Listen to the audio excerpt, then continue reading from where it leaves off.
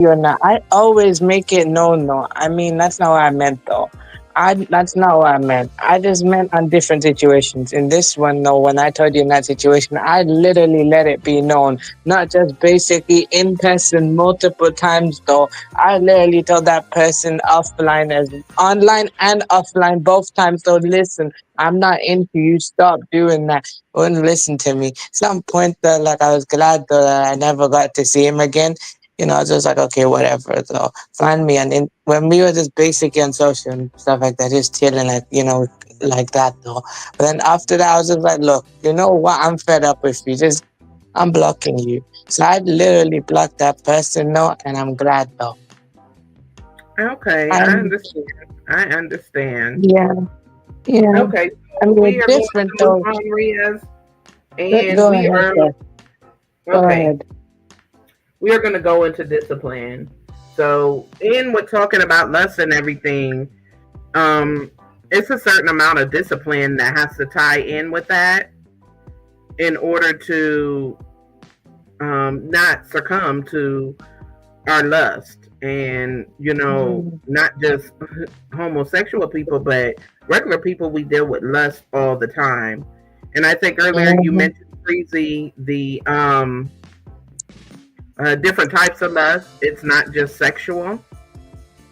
Yeah. I don't know if you wanted to go into to that for people who didn't catch that part of different types of lust, what that could mean. Yeah. Well, lust, the lust of the flesh isn't just sexual. Let me see. Let me bring up that scripture. Okay. Uh, so what is that? That's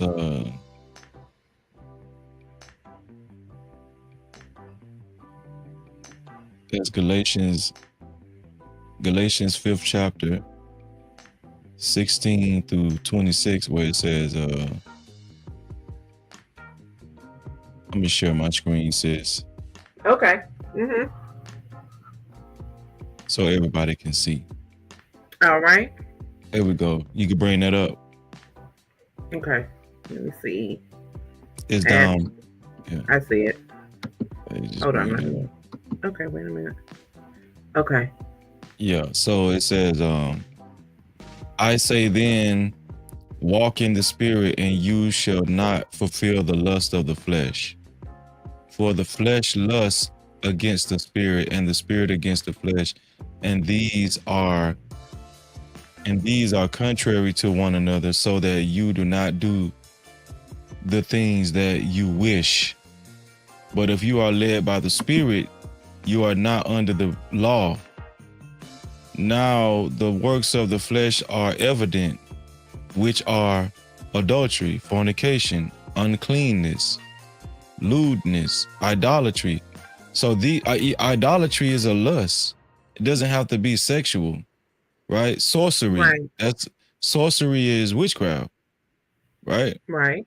Mm-hmm. Hatred. You could actually hating somebody is a lust of the flesh. Ambitions, wicked ambitions, right? We talked about integrity yesterday. Mm-hmm. People will do anything to come up in this life. Uh dissensions. Uh dissensions is influencing somebody to turn away from God. Yeah. Heresies, envy, right? Envy, Mm-hmm. murders, drunkenness, revelries, and the like.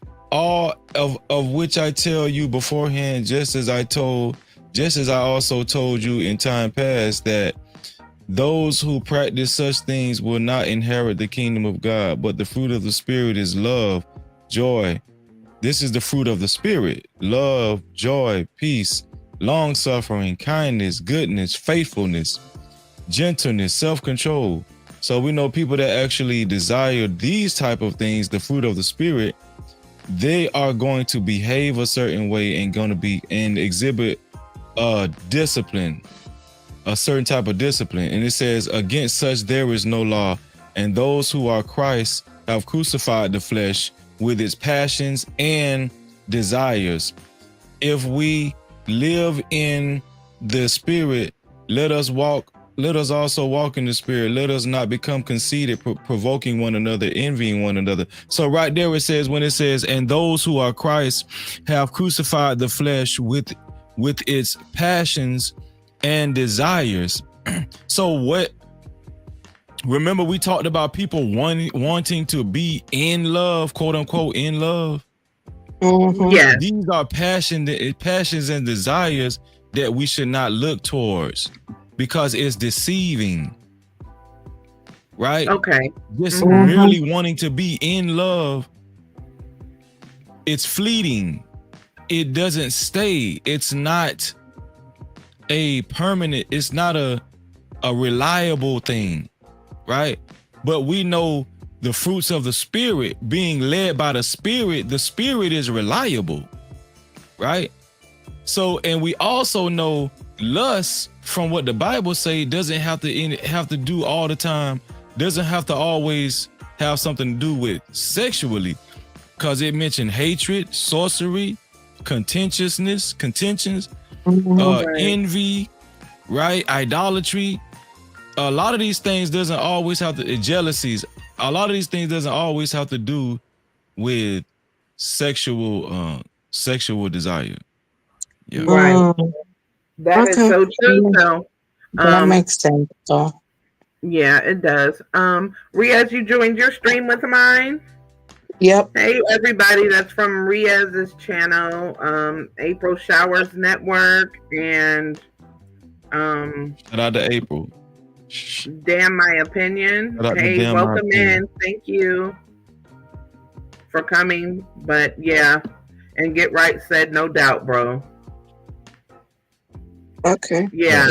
So that is definitely different forms of lust, and it's not just about sexual. And I think, discipline is important because it provides structure, promotes better time management, boosts confidence, and builds positive habits, leading to improved focus, increased productivity, and stress management. It's crucial for achieving goals, overcoming laziness and procrastination, and ultimately living a more successful and fulfilling life. Right. I agree, though. One way to control that, though, is to lower your gaze, I say.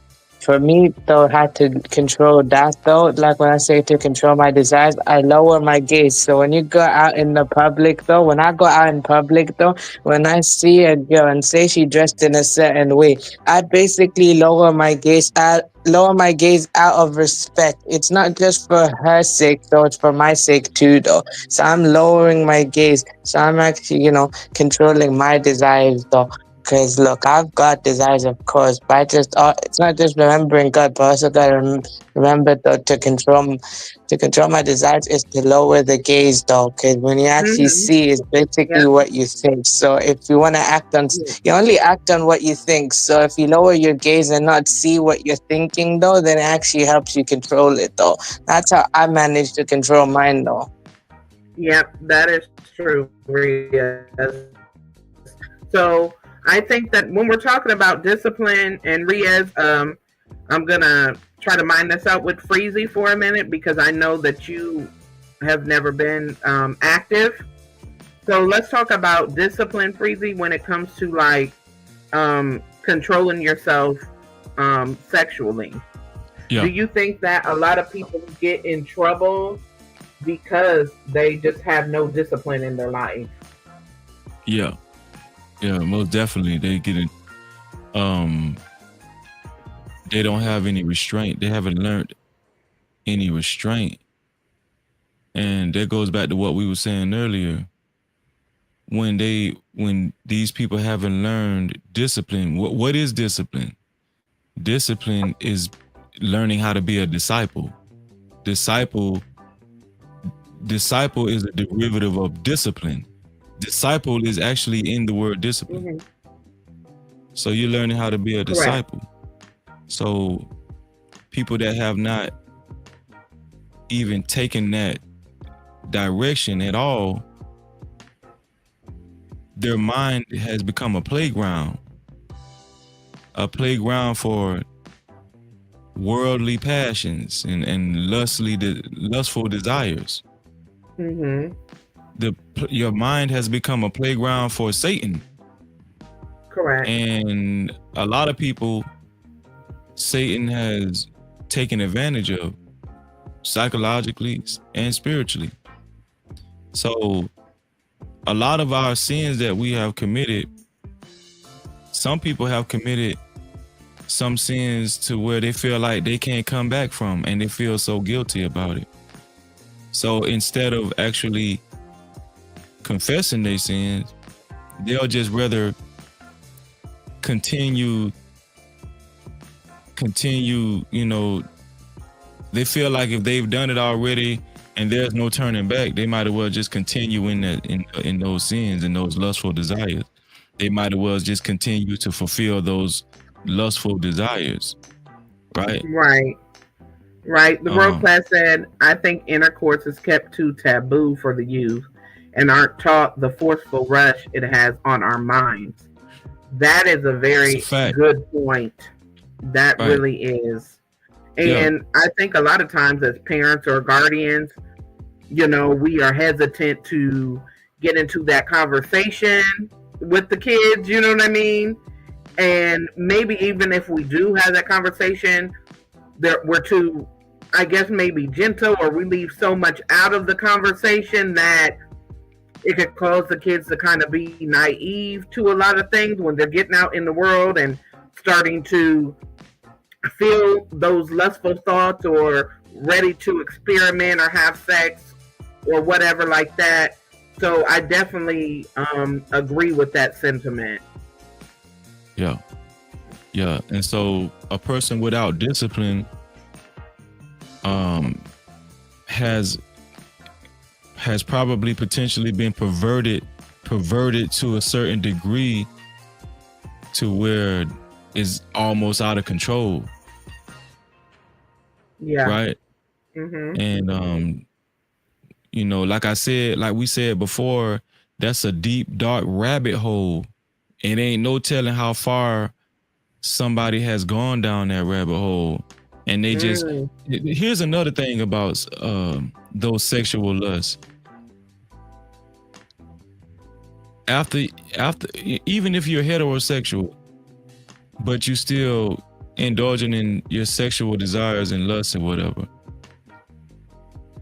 that type of life, that type of behavior, it brings forth a lot of guilt. Like guilt, that feeling of guilt always is around. Like a lot of people have that feeling of guilt after they do what they do, even probably after an orgasm or something, and they be like, dang, you know, I need to stop this, man. Yeah.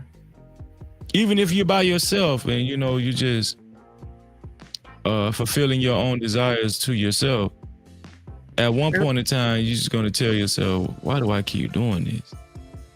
Right. You know, so guilt and sexual desire, they are close by, because guilt is a cousin of sexual desire a lot of times. Yeah. So a lot of times when people feel that guilt, they, you know, that guilt makes them reluctant to actually open up, pause, you know, and tell people the truth and confess, or just to try to change their lives or whatever, you know. Like sexual lust and desire brings about a lot of guilt. So yeah. That's why people stay in it. My bad.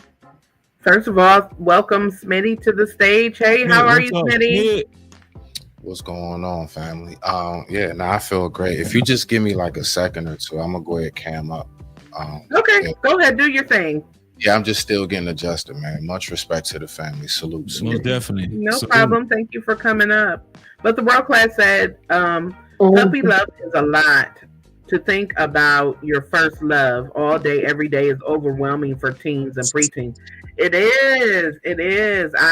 We've all went through it when we was that age. We see teens now. I have a teenage son, and it's just like, who are you talking to? Like, you know, he'd be on the phone with little girlfriends or girlfriends. I'm not for sure, but you know, it's just like, boy, get your head out of the clouds. So, you know, I had made in my mind that, okay, it's time for us to really talk about these things, like, because they definitely need to know. So I can remember my first love and how I felt, and you feel those butterflies and jittery, and you feel like, you know, your first time being in love or whatever you think is love at that time. So definitely.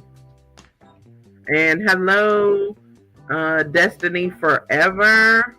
Welcome to my stream. Young Riaz had shared my stream on his channel. So if you're from Young Riaz channel, thank you for watching the stream.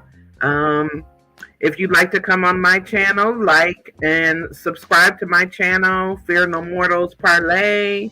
If anybody would like to support the stream, it's Parlay24 on Cash App. That's Parlay24 on Cash App.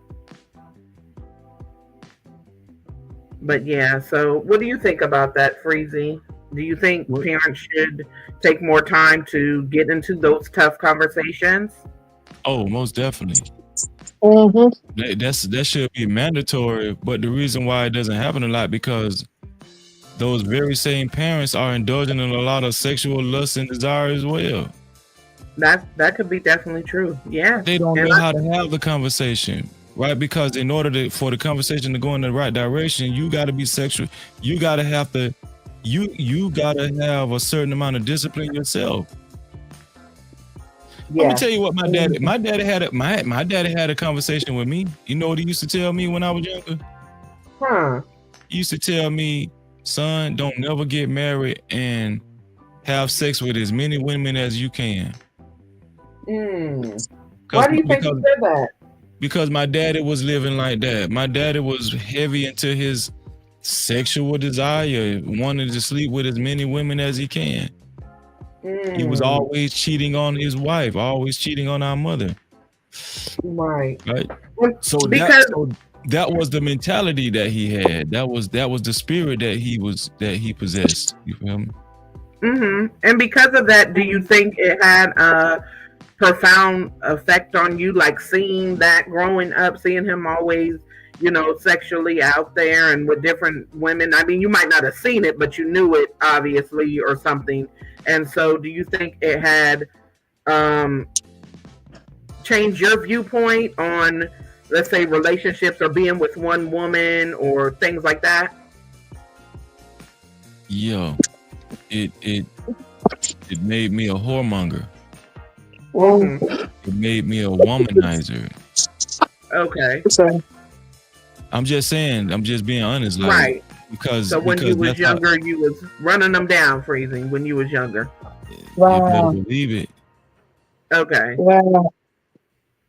Do you think if it would, like, I guess if you would know, if you would have seen a different relationship, like if your dad would have gave you different advice, like, look, find you somebody, settle down, you know, pick the right one, this and third, you think it would have made a significant difference?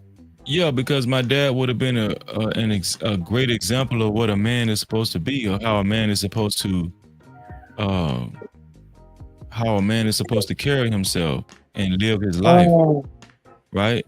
This is very detrimental as kids. Kids need to see clear examples on, what is a good woman or what is a good man. It's not just about doing as I say and not as I do. That does not work. I'm just being honest. Don't work. True. That's true. We need to see clear examples. So, if my dad exemplified, what a husband was supposed to be, or a good man would have, I would have respected my dad more if he just never married my mom and told us the truth and said I wasn't ready. You know what I'm saying? To me, people like that get more respect from me. But most definitely, just from what my dad told us and from how he was living, I felt like this, there was nothing wrong with me having sex with as many women as I could and fulfilling my sexual desires and being a womanizer. Because if my daddy was doing it and he telling me to do it, how can this be held against me? You know what I'm saying? This is, and then not only was my daddy doing it, my uncles was doing it. A lot of my homeboys was doing it.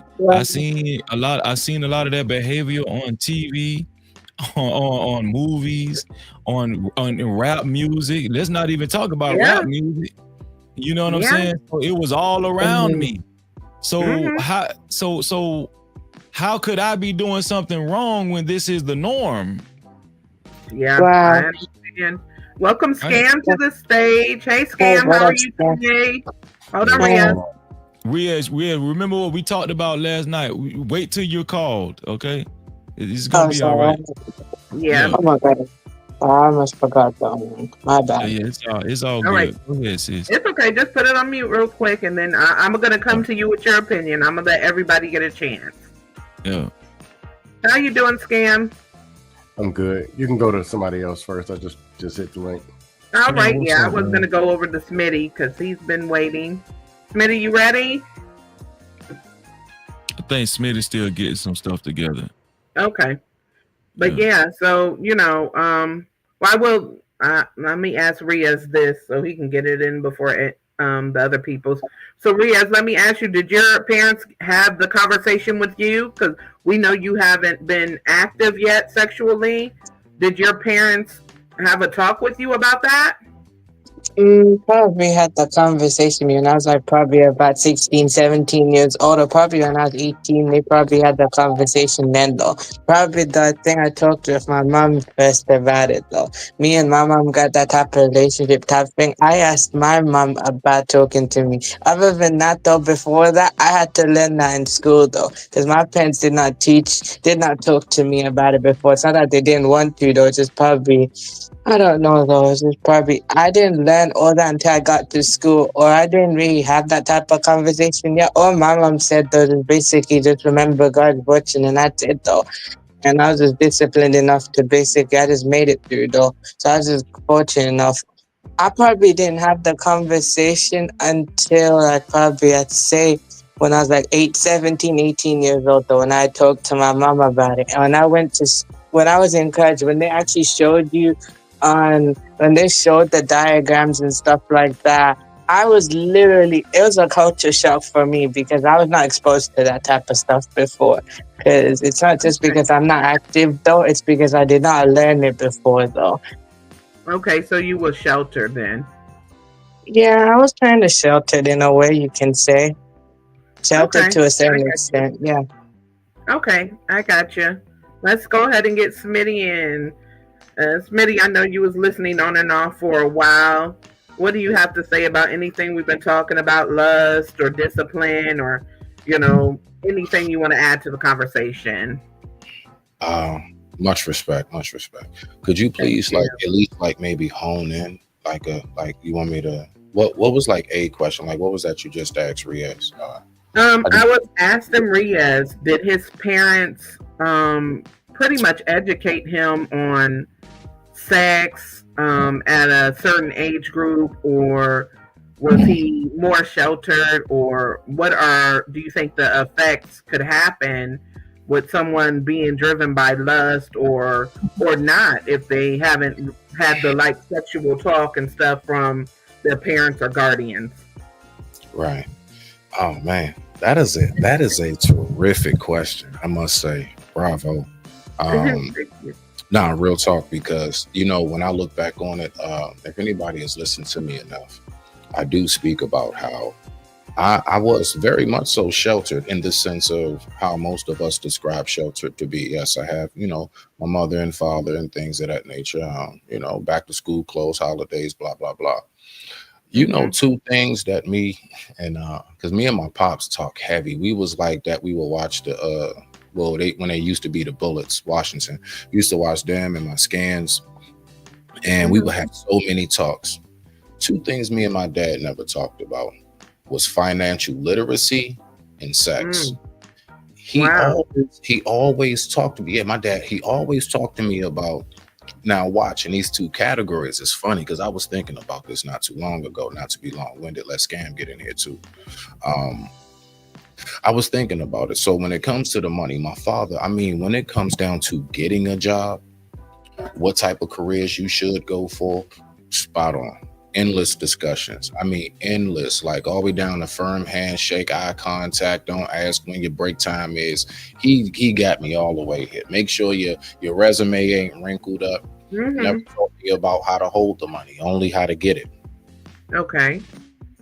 When it comes to the sexual aspect, he always taught me how to treat a woman, but I never had, like, we never had the, like, you know, banana condom thing, all of this, how you put nothing. No. Right.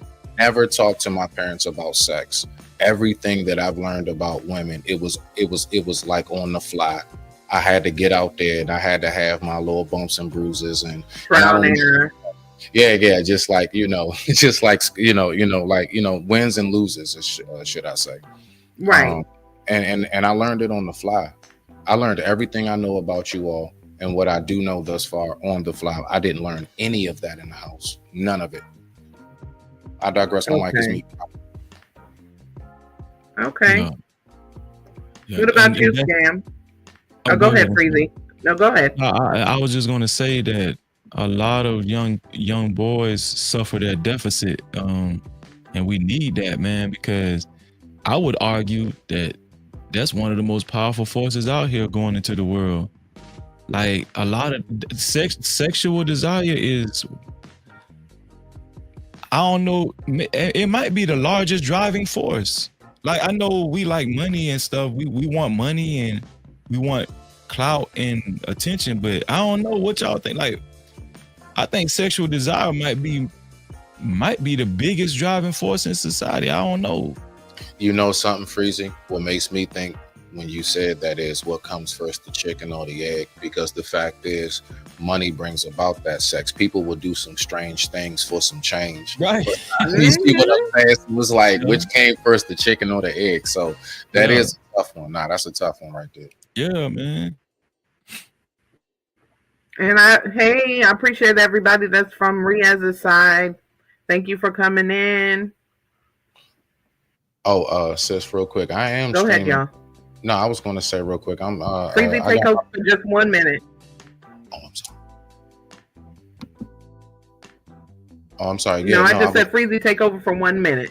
Oh, okay. I ain't hear you. My bad. Go ahead, Smith. What you was gonna say? You streaming this? Yeah. I just want to let her know. I also got people watching too. Oh, okay. Yeah. Most definitely. Yeah. We'll tell her when she get back. I know she'll appreciate that. Scam. What do you think, Scam? As far as what was your? Were you guided a lot as a kid as far as how to conduct yourself sexually? Were you given a lot of sexual education as a kid from your parents, Scam? Fortunately, I didn't need that much because I ain't do nothing until I was 22. So I won't nothing to educate on. Thing that you always talk about, just discipline in general. You're either disciplined or you're not. I had enough just regular discipline to know not to do stupid stuff. Though, of course, you do a couple dumb things. But I knew that raw dogging in the streets was not something I wanted to do. Making babies, chasing booty, it wasn't that interesting. Then when I was 18, I went in the Army and I saw them marriages. Oh my God. I saw what these dudes were doing for booty. Like, I was like, man, I'll just be dry meat Dan for the rest of my life. I wanted to do with it. I saw the reckless stuff, fighting in the club over booty, getting demoted. Chicks, they go out to the field for 10 days, come back, some trifling chick and wreck their car, and she was picking up another dude. It was so much stupid stuff that I didn't want to participate in, that I wasn't out there. But I was late. Then when I got home, I went to college, and man, them ladies, ooh. Oh man, that's on this topic. Went to HBCU. But oh wow. In 1917, when they had my brother, so I kind of could do the math. I know what happens if you're out here slinging wood in the streets. There's some in the family that had it together, and there's some who didn't. And I just knew I don't want to be like the ones who don't. But we had some talks. I mean, yeah, we had some talks, but I also had an upbringing where I was disciplined to stay away from a lot of stupid stuff. So I'm old now and I don't have any kids. Okay. Not that Can I ask you why you never had any kids, or just the one I got with Sugar Bomb, and then I think I got Robin M pregnant too, but that don't count. Oh Lord, scam. No, I don't have any kids. I'm not married. Not married. You don't have kids. Are supposed to be planned. That's supposed to be a whole decision. Yeah, that's world class. There was booty chasing me. First, I was so dumb I didn't know it. Girls trying to hand me vagina on a silver platter. It's just the way you saying it, bro. It's just the way you saying it. Like, keep on me all the way. All. Here's some vagina on a silver platter. I was so dumb. Oh my god! Why did you pick silver? I actually prefer that. I actually prefer to hear you say that. I'm like, why is it silver? Why not red? Man, I was horrible. I ain't know nothing. But do you think you was naive? Like, do any of you guys think that you were just? Did you feel like, as young men, like, I don't know, whenever you guys, got into having sex, or your first, how old you was when you first experienced, but did you feel like you were naive, like, or it was like anxiety of like, what am I doing? I don't even know what to do, or, things like that? I was so old my first time that there wasn't no anxiety. I was 22. But the almost could get it the first time touching and first time playing and smelling. Yeah. It was almost like a cartoon. Oh, man, look at this titty. Oh, man, the nipple is pink. Oh, man, this nipple is brown. Yeah, it was all new. Then called my friends along. This said, man, I took a shirt off and this was going. It was all new. Okay. But at 22, ain't nothing. That's not like being 15 telling a story. Okay. Right. Liberator said no, raw dog Ronnie scam. No, I wasn't raw dog Ronnie or slick big Jimmy. Oh my goodness. Did you, Smitty and Freezy, did you guys feel like anxiety, or was you prepared, thought you could take on the world, or what? Oh, you mean when I was 19 or so? But I want Freeze to go first. Yeah, let the good brother go first. Yeah, like when you first decided to have sex. I was just going to say the biggest anxiety for me was just knowing I wasn't going to have my virginity no more ever again in life, in history of Freezy. That's it. It's over with. Maybe that was my OCD back then. I don't know. Yeah, you can't get that. You can't get that virginity back. You can't get it. So at one point in time, I kind of was like, I had pride in my virginity, believe it or not. I was like, I'm a virgin, You know what I'm saying? Like, you be like, I'm clean. You know what I'm saying? Like, I'm a virgin. Cause we be feeling like if you're a virgin, God like you. You God pleased with you. Cause I was going to a Baptist church and I was I took pride in my virginity, but I still was watching a lot of porn because my dad had a lot of porn around. And I was masturbating a lot and all that kind of stuff as a kid. So I was still curious about sex. So I wanted to have sex, but I still was like, oh, that was a badge of honor to be a virgin. But I still wanted to have sex. So the first time I had sex, I wanted to do it, but I was nervous about losing my virginity because I know you can't never get it back. So the sex, that's why I know sex is powerful, because guess what? In that moment, the sex took over. I wanted to have sex. You know what I'm saying? So yeah, I lost. Right. Hey, the real TSM rapper, and oh yes, Smitty, thank you for sharing it too. I appreciate you. I got you, family. We all we got, man. We all we got.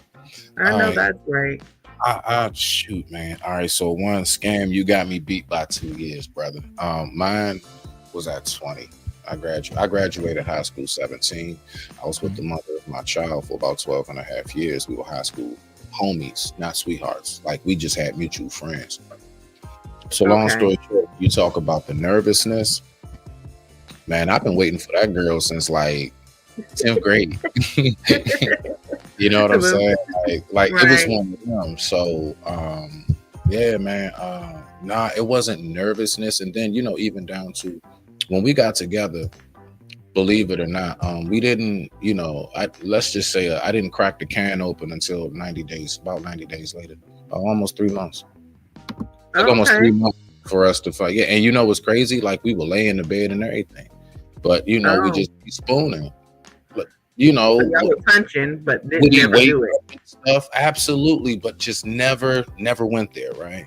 So my point is, when I finally did, the only thing, it wasn't a nervous, more so than a like you've been waiting like for this day type thing, and it's finally here. You know what I'm saying?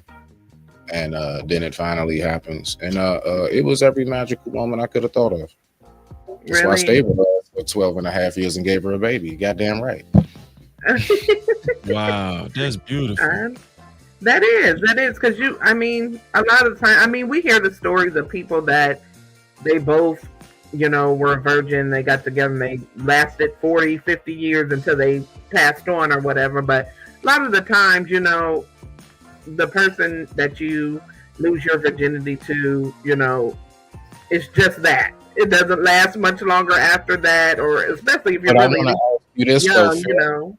I want to ask you this though. So look, right? Yeah. Because this is how I see it. Matter of fact, I want to ask you, yeah, both of y'all too, right? So, Okay. I said, all right. So when I say that, I mean going in, all right, and believe. I'm saying it. Yeah, even then, we didn't use a condom. My very first time, very rawed it. But I was told, shut up. But my point is, right, I was told, no, you actually have lost your virginity before her from women only. Only women say that, because I said I have gotten fellatio, oral. I don't know what words I use, but I got head before. And they said, nah, you did lose your virginity. I'm like, nah, I ain't woke up sweaty next to something yet. Okay. Like we ain't had that who gonna make breakfast talk yet. You know what I'm saying? So right. Shut up, wrong class. So what is your question? Do you think that qualifies losing your virginity?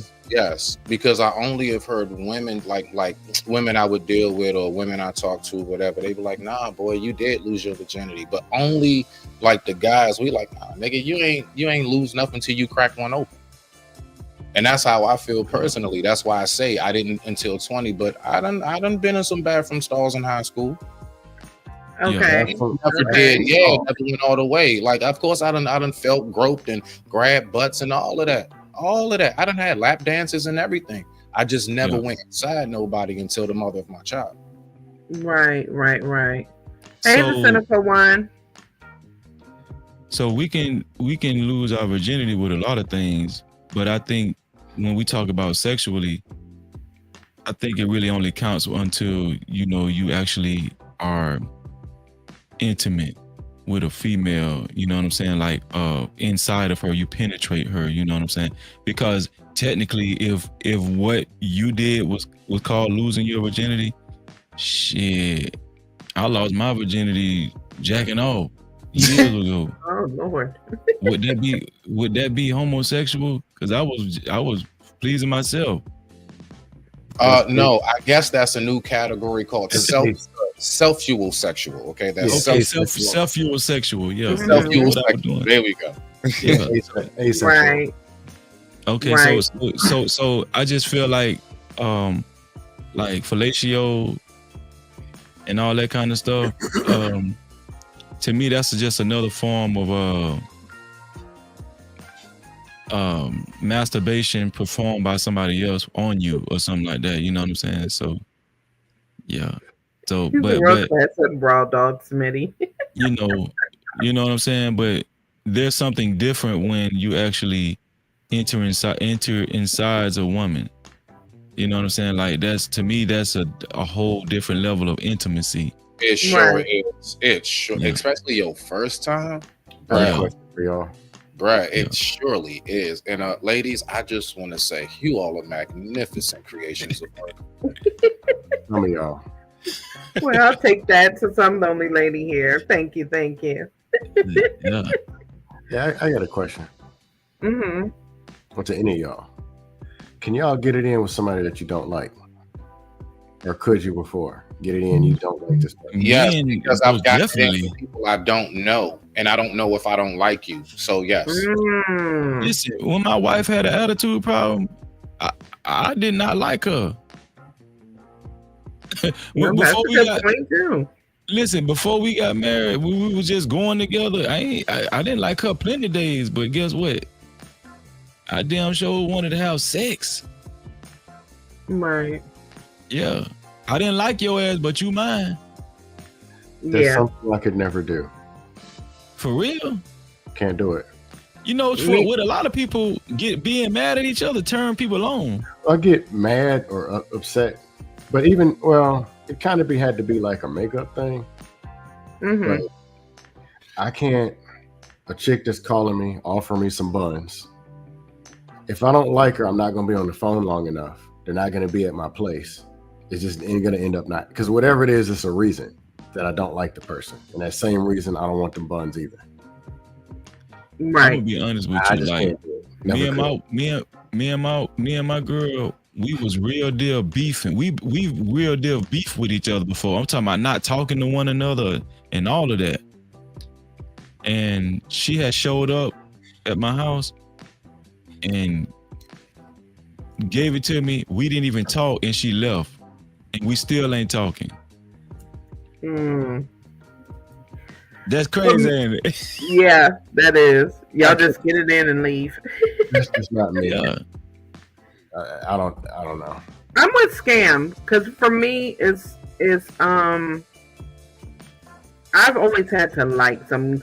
I guess I've never been, because you see, of course, we know there's a lot of people that just get with somebody for what they can get out of them, you know, or if you just want to call it what it is, a prostitute or whatever, even men, just to get their rocks off or whatever, you know what I mean?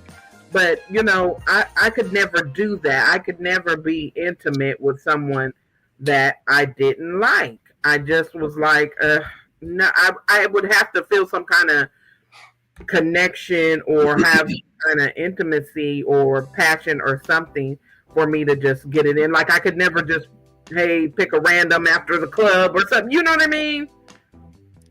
Y'all, but I'm saying y'all ain't never was in a relationship and told somebody, I love you, but I don't like your ass. Now I've been in a relationship with plenty of ups and downs, yes, where we really don't like each other. You know, we're mad at each other, but you still love them though. Yeah. So Scam said don't like. Yeah. Okay. I mean, well, I guess temporary is different. Than, but I mean, like you don't like this person. Yeah. You saying just never liked the person. Never. Yeah. You don't find them attractive, or you're not into them. Whether they're, you know, whether it's attraction or not, you're just not into that person. But you decide to still go ahead to get your rocks off. Yeah, like if I wouldn't have this person to sit down and watch a movie and just get close, then I won't. Then it's not. Meaning, some dudes, because she looks good, they can smash anyway. Yeah, but they don't that way what too. You got to say, I'm not like that. Oh no, I think most men is not attracted to her at all, and they'll stick it in there anyway. I think most men, if she got a coochie, they going in. But yeah, there's dudes who will do anything. Yeah. You know something I find to be interesting to a factor, at least when you speak about from the don't like aspect, right? You know, ladies, you all can, like, while in a relationship, you all can say some things to us that'll just turn us off from you from that point on. Man. Like, we'll never forget that like we just won't, man. And like we like I can't front. Like sometimes that like that tongue that y'all got, it can be just as deadly as actually cheating on a man and him trying to get over that. There are things that you can say to us where and then, you know, because I had a relationship like that not too long ago where, she was like, you don't never want to, she actually started busting out screaming, crying in the car. So we on our way back to the crib. She's like, you don't never give it to me no more. Oh And I just wow. like real quiet. I just turned the radio down and I said, you don't understand that you said things to me that's just turned me off from you from that point on. And yeah, we did. We wound up breaking up. It wasn't too long after that. Oh wow. The Wow. things that she like it's just some stuff, ladies, y'all can say to us like we'll never look, especially when we knew you to be so big up in us. You was so in our corner. Everything that you said that was just so like, man, you really boost me.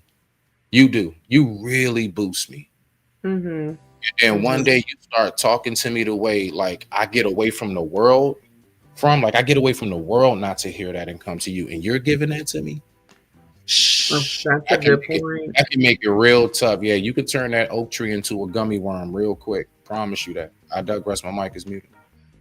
That is a really good point. I think we hear a lot of men speak on that. How the things that a woman says, the way she acts in a relationship, her level of support, and everything like that. Or should I say, the lack thereof can completely turn a man off from that woman, and I definitely understand that.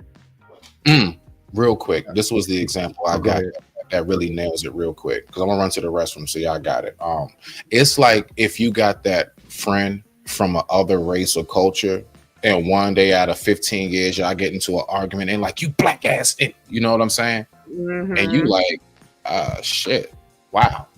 So then it's just for me, it's one of them things. How long has that been sitting there before you said it? How long was that?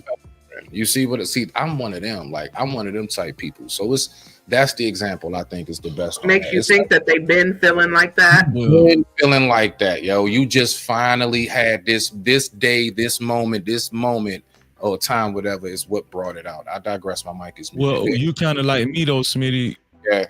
If somebody says something that sticks, like it'll leave a check mark in my mind. Like even if we kind of like work it out, get past it. Yeah, roll past it. I will never forget you said it. I ain't gonna never forget it. Never forget it. And I hate that you said that because it ain't the same no more. Like, you know what I'm saying? I love you, but it ain't the same. Yeah. Right. I feel what you're I saying. understand that. When I was talking the other day about relationships being tested, you'll know who the person is during the rough times or during the arguments. It's important to know how this person argues. How does this person cope with pain? Or is it as soon as your shoelaces untied, they flip all the way the hell out and everything your fault, and they call you anything they can think of? But other thing which y'all might disagree with me, because I heard y'all talking earlier. I was at Costco earlier today. Women asking questions about, have you ever been fondled by a man? And if I'm kissing on a chick and we getting close and they bring up anything about a man, it's a wrap. Maybe for 72 hours. She's not getting any of this for 72. That's just like somebody, you ordered you a pizza, your favorite chicken pot pie, whatever your favorite is. Then they start talking about shit. The textures and the brown and the green. You don't want to eat that food. Right. But I can't rock with. But simply put, one, all that gay shit, don't ask no man all that stuff. They came to talk to you for a reason. They probably want you. If not, I don't know what this other creepy try. I don't know. That's for them to figure out. But yes, you can kill everything by being extra disrespectful or telling a dude something in the moment. Yes, you can. That's all I got. What's up, Riaz? Riaz is back to the stage. I agree with you, Scam. I think when we was talking about that earlier, we was touch on asking the hard questions, like before you get involved with somebody. I don't think it would be the appropriate time to start getting intimate and say, oh wait, have you ever been with a man? I think that's kind of not a good time. Girls I met through dating apps are asking, and I'm like, look, don't ever ask me no shit like that again. Right. Oh, well, I Right. mean, you said you live Well, in that's a Atlanta good back in the question, day. though.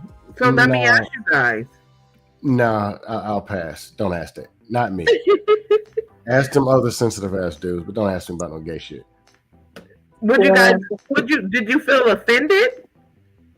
Yeah. I mean, imagine a dude. Hey, so when was the last time you had a train ran on you? Well, I'm just asking because I know how y'all Right. women are. When the last time you had a dude rub his meat across your forehead? Like, aren't you gonna be like, dude, what kind of people you dealing with? Right. I get it. Freezy, would you be offended if a woman asked you? Like, I came to talk to this woman. I went through a club, 200 people, or a date, whatever it is, and went to talk to this woman. If I wanted a man, which I don't understand how people are doing that,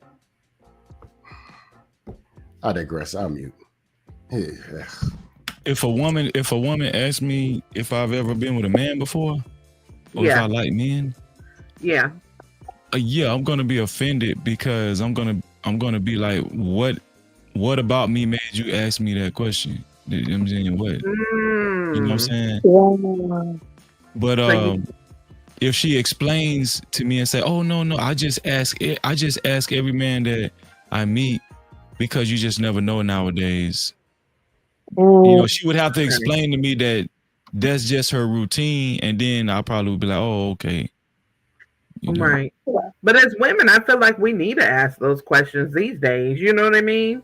But I can understand how it would offend a straight man because, like you said, you'll be thinking, "Well, what about me made her question my, straightness?" Or, I just think it's disrespectful.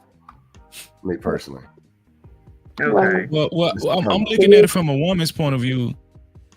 I see why they would do that because women are putting themselves women are putting themselves in very vulnerable positions when they actually become intimate with men. Right? Women are it's easier for a woman to actually what is it called to get like a STD. It's easier for a woman to get STDs than men. Get them from straight men. Yeah. No. This is what I'm saying. What I'm saying is that whether it's a straight man or whether it's a homosexual man, it's still easier. Women are more vulnerable and they're more subjected to get STDs. So any kind of like I would understand now with the maturity I have, I would understand a woman asking men all kinds of questions before she actually indulges herself in that type of activity with a man, because she's protecting herself. But I do understand your position, Scam, being offended as a man or it bothering you. I understand that, but me understanding both sides. That's me understanding both sides. But I think the most important side is a woman protecting herself because she is more vulnerable. You know what I'm saying? I ordered a vagina when I approached this woman. That's what I asked for and looked for. And they're asking me, hey, men are bisexual though. What about bisexual men? I don't know. That's something they can explain. But I went and seeked out a vagina. That's what I asked for. Right, but I guess on the contrary, and then them say, "Hey, were you also checking for penis?" No. I see the way you're putting it, Scam, but we have to be realistic too. Like Freezy said, looking at it on both sides, because there are a lot of men that are downloads. Some of these men are married. They have families. They have kids. They have, and I understand what you're saying from your perspective. But from a woman's perspective, just because a man wants a vagina does not necessarily mean that he's not messing with a peen. It's also very pessimistic. Hey, do you have you got OnlyFans? Is that even the same thing? I mean, I get what you're saying, but is that even the same thing? No, I'm saying What do you think, Smitty? If a woman asks me, yeah, I've actually gone through. I'm that guy who, well, one, no, I would not be offended. Okay. I'm actually the guy. Reason why is because because I've gone through that enough as the dude who has discipline, and I always got to be asked, "Are you gay?" Because I'm not just throwing it around like everybody else. Yeah, you can Okay. be cute as ever, and you can say some really wild stuff out your mouth, and I'm like, nope, you thought that turned me on. No, it don't. Hmm. Right. I got qualifications, so do guys like myself. We don't just go for anything. And I've never been shy of having an option when it comes to nice looking women. So I don't have to jump on every single thing that comes my way. So I've gotten that a lot already. So when it comes to that part, now I wouldn't be offended, but just like how Free said, I would say that literally is my question. My follow up right behind that would be, what about me is it? Is it my hand gestures, how I talk, what walk, whatever? Right. What about me made prompt that question? Something had to have prompted. And once she says that to me, yeah, that's when I have to really start thinking. I ain't even going front because the first thing come to my mind is how many dudes have you slept with and you found out they on the down low after the fact? And now I'm supposed to be sliding up in you and you talking about some eat this kitty and everything else. Girl, you better get your life together. I digress. My mic is muted. Yeah, it can be a domino effect. That's a great point. Yeah. Yeah, that's definitely true. Yeah. That's definitely true. Um, Okay. I guess it could be a touchy subject. It really could be a touchy I had subject, a but I think everybody. Go ahead. I oh, was just sorry, gonna Rhea. say, how about this question? This is a very uncomfortable question. I can say though, is it okay to ask for the original birth certificate nowadays though? Because nowadays, because of this rainbow thing, ain't no disrespect to them people though. But nowadays, you know what it's like though, right? That's why I have to literally one of them questions I gotta start asking. Can I see your original birth certificate, man? Because I literally Riaz, gotta. Riaz, yeah, I know you see Scam's face, right? Riaz, over here, you got people who can forge all kind of stuff from high school diplomas, licenses as a fake dentist and everything else. I don't think it'll be a problem for a chick to kind of get forged birth certificate, but that's only if you're a No, Probably man not. original. worth doing that. I Though said most women won't even. original though. Right, right. Yeah, Most I'm women, pretty sure they probably could do anything. People can I make fake know. licenses, fake anything everything. these days. Mm, Yeah, so I Um, yeah, agree with that. I So know. it's really hard to I even go agree by with you that though. now. When I said original though, I meant like Right, legit right. though. I Literally totally legit understand that. government type of thing. Cause look, that's how I gotta keep it real as well. Though. I know it's kind of uncomfortable to say it, but that's kind of true. Though. I gotta look out for that nowadays. And trust me, cause look, I don't play when it comes to that type of lifestyle. I don't do that though. I and it's just like a faith-based reason. I ain't allowed to do that, so that's why I have to double check. It's not all sorts of checks as well, though. Yeah, Mm-hmm. so like, I've literally, I think they're not like physical action, but I've literally had them type of feelings and stuff like that. Though, but I've always had the discipline as well. Like literally, I think I had like the girls in my school when I was like 14 Mm-hmm. years old. The girls literally approached me wanting to date. It was like, the looks I got and the personality I have, that's just what Uh-huh. attracted them to come to me. And I was like, Okay. look, I can't do that. I I can't do understand, Riaz. I totally understand. I Okay. will say this, and this is a bad chick I was on a date with. I met out in Houston when I lived out there. Nice, slim, trim little thing. And we Okay. talking or whatever. And she told me how she lived in Vegas before. She was from Phoenix. She lived in Vegas for like a year or two. She had a roommate, and the roommate was Asian. And she'd had dudes coming over and everything, whatever. And one day she was in her room and saw a picture of a little boy. It's like, hey, you never told me you had a son. There's something I got to tell you. That ain't my son. That's me. You've been Mm, living with this person for like maybe because the lease was about to end. So you've been living close to a year, 9, 10 months, and didn't know. Dudes coming around there, staying the night and everything, not knowing. And she was like, wow. when the lease was over, she didn't renew the lease with her because, like, look, somebody gonna come in here and empty out the clip. Because yeah, that's something that will get you killed. Yeah. You're not telling people some yeah, that you'll get killed. Tossed So off. it was a friend of yours that told you the story, It was a girl I was on a date with. and she told you about a roommate. She had an Asian roommate, and she lived for 10 months and didn't even know. Until Wow. looked at that picture. Wow. I'm like, man, that's some stuff there. But that's something that you just don't do to people. Yeah, You don't I do that. agree. That's how you get I your body agree. put on fire while you're still walking. Mm. So that begs a good question. Do you guys think, let's say, because we've heard about that type of thing happening where people hook up and they don't know because people get all the work done and everything else. So you wouldn't even, some get it so good you wouldn't even be able to tell the difference, unless you really was, getting involved or tell the difference. So we've heard of instances where a straight man reacts out of anger and does something to, the person that they assumed was a woman. You know what I mean? Do you think that how can I say this? Do you think that those people would be justified? If I'm the governor or the Supreme Court person, Mm-hmm. I won't answer that question on live stream. Okay.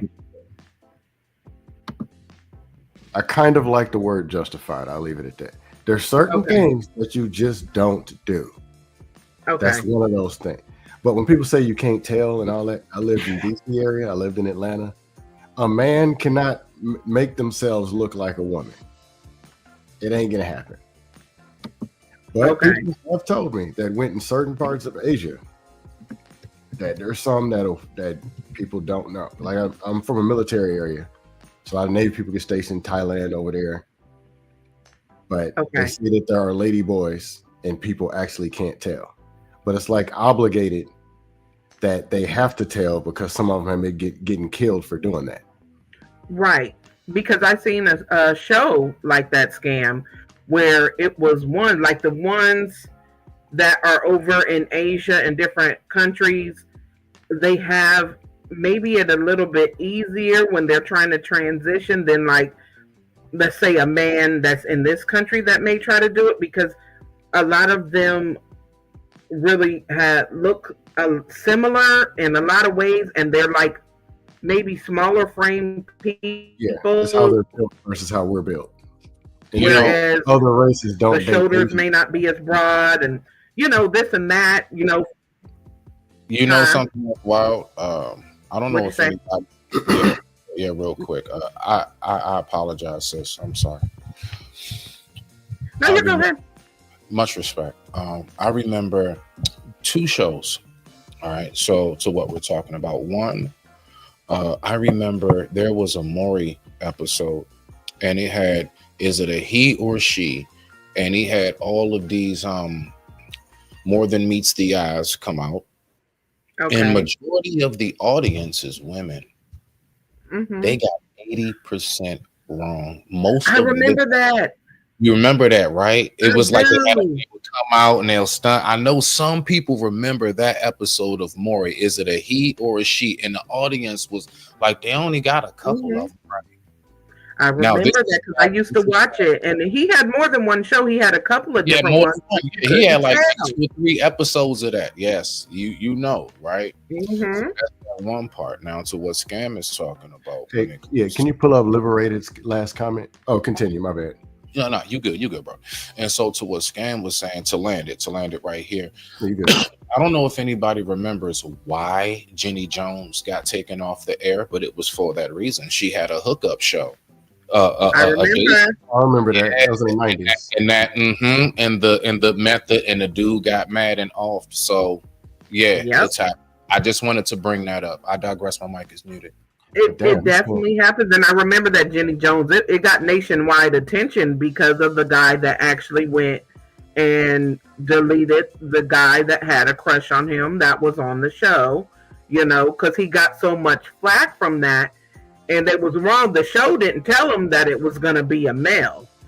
Didn't tell him at all. So I can imagine the embarrassment and Your friends, your everything. families, co-workers, old Mhm. classmates. I would Yo, blow a man, gasket. you got people, man. You got people that like off themselves from that type of embarrassment. Not, me, it wouldn't be the Nobody should embarrassment. be hurt, but I'm just saying what It we just pissed me know off that much. happens. Go ahead, go ahead. It would piss me off that much. I flew out to Vegas or Arizona to meet a woman, and a man shows up. My brain is going to shut off, and I don't know what's going to happen. I'm going to wake up behind bars. That's It just something happens. we don't do. Yeah, man. I agree. I don't think people should Including the play with host. that. I'm telling you, I'm going to swing on the host. I'm going to swing on. Stop. You can't. No. That's when Steve and the crew come out. That's when Steve and them come out, and they ain't even on Jenny's You show. better have some big dudes. I'm swinging on everybody. Anybody who I thought knew about it didn't say nothing. I'm swinging on. Yeah, that I can imagine the level of embarrassment. That would be awful, and especially if you're just dumbfounded. You have no clue. You're thinking it's somebody, some girl from high school or something, and then boom, it's Brad from whenever, the old neighbor down the block. And it's just like, are you kidding me? So yeah, go ahead. I can tell you about the shortest date I've ever had in my life. It was a chick.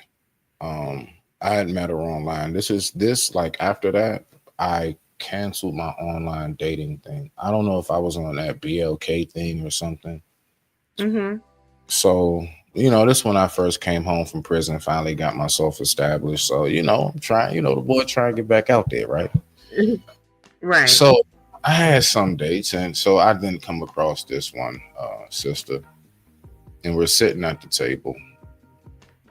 I paid the tab and everything. I took care of everything.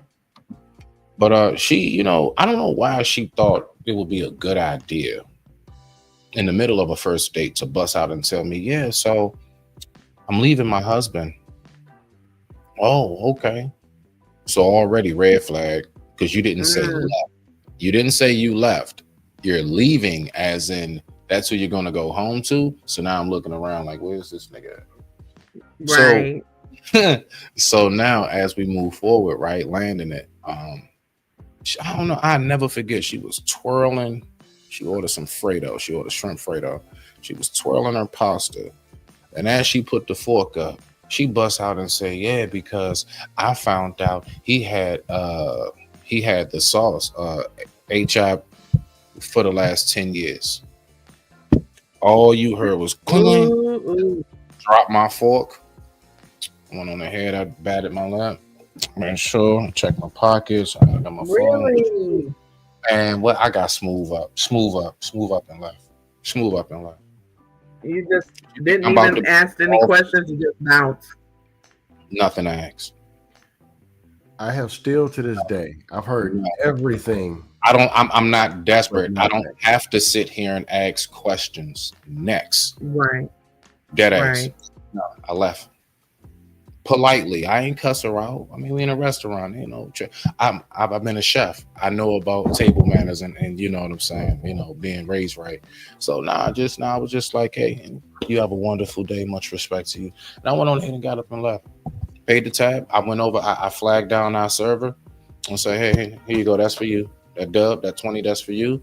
Go ahead, take care of whatever else she needs from this. You have a wonderful one. Oh wow! I'm about to even begin to. I can't say I blame you. Like seriously, I've never met a person knowing to have HIV.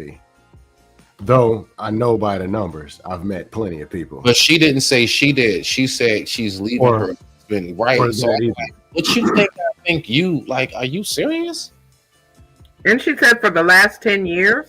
Last 10 years, they've been together about 15. Yeah. She said she found out that he had it 10 years out of the 15. Hell no. Man, what? Nah, I'm gone. I'm gone. Hell no. Got right up. Yeah, that's a no-brainer. Yeah. That is that's scary. That's very scary. Have y'all known anybody to have HIV? In No, person? I've never been burnt or had an STD. I've never had to go to the clinic. Never had to get the Q-tip. I've by the grace of God, thank you God. Now we've been very much so clean bill of health over here. I don't even mess around like that, Brody, to even go Right. through that. I don't go through that waking up. I got to dick my joint and Listerine and all this now. We don't do that. I've It's like, heard of people, but nobody I knew personally. But there was this guy that I knew after the fact. He was a gay guy, and somebody had told me a couple years, like after the last time I had seen him, that he had caught the package, or you know what I mean. But no one that I knew personally at the time. No. yeah, I've never have. It'd be people spitting rumors, but I'd be like, "How do you know?" And they can't back it up. Because with the HIPAA Right. laws, you're not gonna know. But You know what's crazy? I've dated a lot of nurses. Nurses will tell you they see it all the time, and it'll be white, black, sometimes 22-year-olds that are in college. You just won't know who they are, and they'll say, "Yeah, Right. they go out, see them in the grocery store with somebody." One chick told me there's a club that was right up the street from where I was living at the time.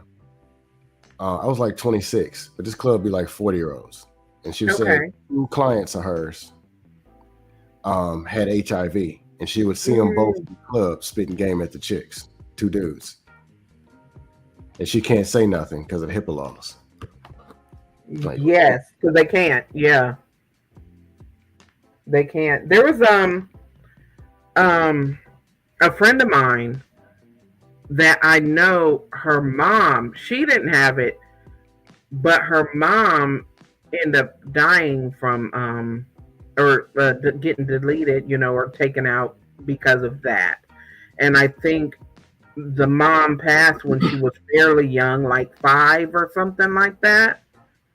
And I, I've heard of situations, but I haven't known anyone personally. And, it's sad, it's real sad. But we know, if you're of a certain age, you know that back in the early 90s and late 80s, it was rampant where there were so many people getting it. And we've heard of so many people passing away before they really had it under control.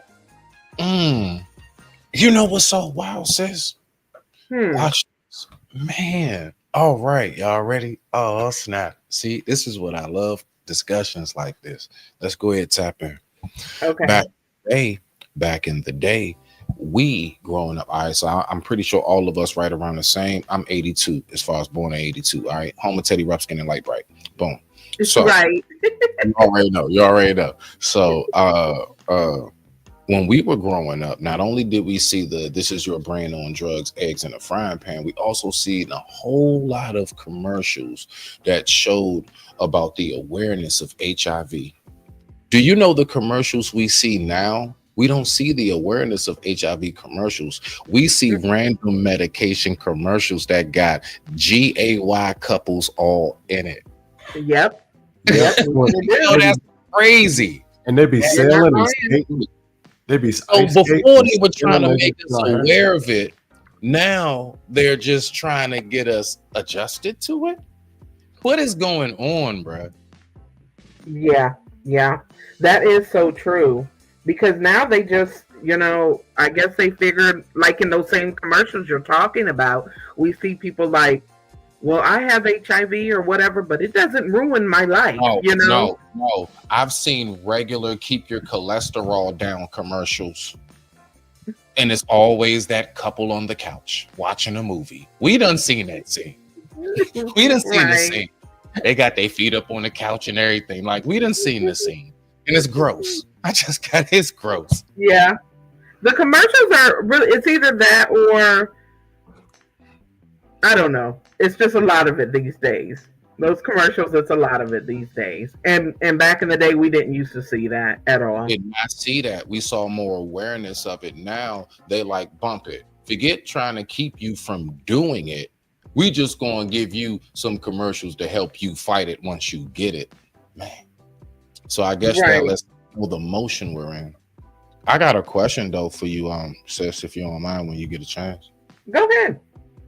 I would like to know, do you believe personally, and Scam, I definitely want to hear what you guys say because your answer's going to be interesting. Yeah, I want to hear what you guys say too, brother. Do you believe that young black men, because I hear that we are supposed to be the leaders, and I do talk to men a lot.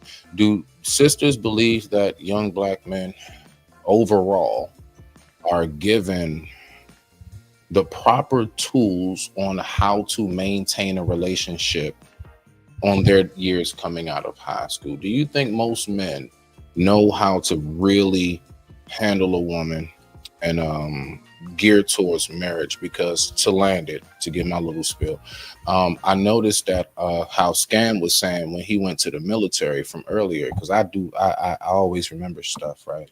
Don't mind the weed smoking, I remember. You're right. So he was saying, like, when he went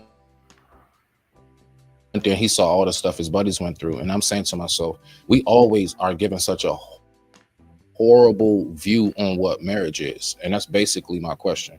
Do you believe that most men steer away from marriage and chase the bag because they're really told that marriage is such a horrible thing? Rock out. Okay, I think it's a difference in the demographic and age group. Now, in a lot of aspects, I don't think people are really preparing their children for that at all. I don't think they're really saying, like when I asked you guys, did you have that kind of sex talk with your parents growing up? I don't think a lot of people are getting that marriage or relationship talk in depth with their parents either. Especially maybe not if the parents aren't even together, where they're not sitting down having a family discussion, or even if the father's not involved to sit down and talk to the son about how a man should conduct himself and how he should go about finding a good wife or a good partner that you want to really settle down and build with. So, no, I don't think that a lot of people, I think even now with the younger age group, I definitely don't think it's as important, because we hear more and more now that a lot of people don't want to get married, and they're not looking for that. I think a lot of times you get with younger boys, when they get out there and they start getting girls, and people are like, oh, player, look at him, he's getting some, he got plenty of different little chicks on his arm, or he's talking to this one and that one, where it's more championed to be a player than it is to be a man that is really, just trying to settle down with one woman and trying to actually build with one woman. So when they're young, I think a lot of people, really don't get that talk of how important it is to find somebody, settle down, build, and be disciplined. Mm-hmm. Well, we're taught not to value each other. I don't think we value each other in a society like we should. You know what I'm saying? Right. Like even my mom and dad, they didn't have a good relationship. They didn't value each other either. My dad definitely didn't value my mom. And because of that, it caused a lot of resentment in my mom, and it was just a lot of vitriol. So what I seen growing up, I didn't see men and women valuing each other. I seen a lot of men and women being objectified, for most part of my young adult life. So I kind of reciprocated that. I thought that's the way it was. You know what I'm saying? I don't see a lot of men and women actually around here showing reverence to one another and men tilting their hats like they used to. You know what I'm saying? Y'all don't see that. I see a lot of objectification going on. So yeah, I agree. That's just me. So let me ask you this briefly then, Freezy, because I like to ask brothers like you this, the ones who actually, how you said your growing up dynamic. Hmm. How did a brother like you find that for yourself? What did it take for Freezy to not continue the curse? Let's say. Me taking care of me becoming my mom's caregiver for years Mm-hmm. and seeing the results of her marriage, how her husband left her, and how that made me feel too. You know what I'm saying? Like I was like, dang, my hurt was her hurt at one point. It became our hurt at one point in time, and I didn't want to make another woman feel like that. So I said to myself, if I ever get married, I don't want to exemplify that bullshit my dad did. You know what I'm saying? And it kind of changed my perspective on life and women. And I just seen the hurt and pain that my mama she experienced and endured with my dad leaving her. But he had, she was okay as long as he was cheating on her and they were still together in the same house. But like my dad took it to the he took it to the extreme, you know what I'm saying? And my mom, multiple sclerosis, progressed to the point where she couldn't even walk no more. And if I wasn't there with her, she'd have been asked out. So that me taking care of my mom, me bathing my mom, me cleaning her, all of that, I think that was the biggest contributor to me kind of, making a conscious decision to, change my outlook on women. Yeah. Okay. What about you, Yeah. Scam? Smitty, that's a good question because it's probably my number one talking point when I come in relationship conversations. 99%, and it's not just black because the white, Asian, all of them ain't too much different. No one was taught how to be in relationships, and the people who keep saying this traditional, they're lying. The relationships sucked back then too. That's how we got here. Before that, it sucked. Before that, you're talking about slaves. What kind of relationship you think? What tradition are we even talking about? But not only are most people not taught, though every household is different. I've heard many different answers. Asked my parents, how come y'all didn't tell me nothing? Why you ain't tell me? It's like, one, we thought it was different. They were 17 and 19. How they gonna tell me how to date at 24? They went from high school to married with children. They skipped a whole gap. They missed it. And all they knew was how to date when they were in high school. Good family values, good person, whatever, married. So my dad would even tell me dating is a waste of time because he never seen what it's like for me or my brother. Other thing was they had to figure it out. So they figured we would figure it out. Wrong. But I'm more like, hey, y'all been married. Tell us something that's going on. Tell us ups and downs. Some of it we'll see ups and downs and learn from. There was stuff they did tell us, but it wasn't enough, such as, number one is communication. You got the woman of your dreams and she's there sitting across from you. What do? They teach us that? No. How do you resolve conflict? How do you align? How do you guide and influence? Those stuff, not really taught. But other people taught something that was a lie. I'll give you an example. My brother's the oldest.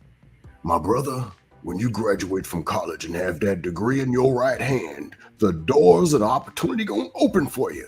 All the women's gonna come down your chimney. That is a lie. You're gonna have dry, crackling meat like the Sahara Desert in Phoenix. And they still gonna want to do with the charisma, the confidence, and the smile almost as good looking as me. Crackling meat. Yes. Or ain't no woman good enough for you. You perfect. No, you're not. Or all these women out here or women, what they be taught. Keep your legs closed. All the men are bad. They fearmonger them to the point where they get in relationships at 28. They having sex and they feeling guilty because they've been told 20 years that sex is bad. They can't even please the husband. Like, it's so much junk that infiltrates because people aren't taught anything. So bad that you can feed these people freaking talking points. Mm-hmm. and they eat That's them. true. And every talking point contradicts itself. Man, if you got the money, 2 words, Shannon Sharp. Yep. Gotta be 6 feet tall, 6 foot. I Right. remember listening to that on the headset when I was in the gym. I was single and everybody else was in it with their women, and I was the tallest one in there. They all 5'10", 5'7", and they with their women. I'm single. I'm 6 feet. Oh wow. Yeah. But How'd you feel about that? I didn't care. I have confidence. Right. So I don't feel a lot of stuff that people are feeling, though they're trying to hide it on panels and stuff. I mean, I've had good relationships, like dating for a long time and not arguing, like being able to sit down and talk.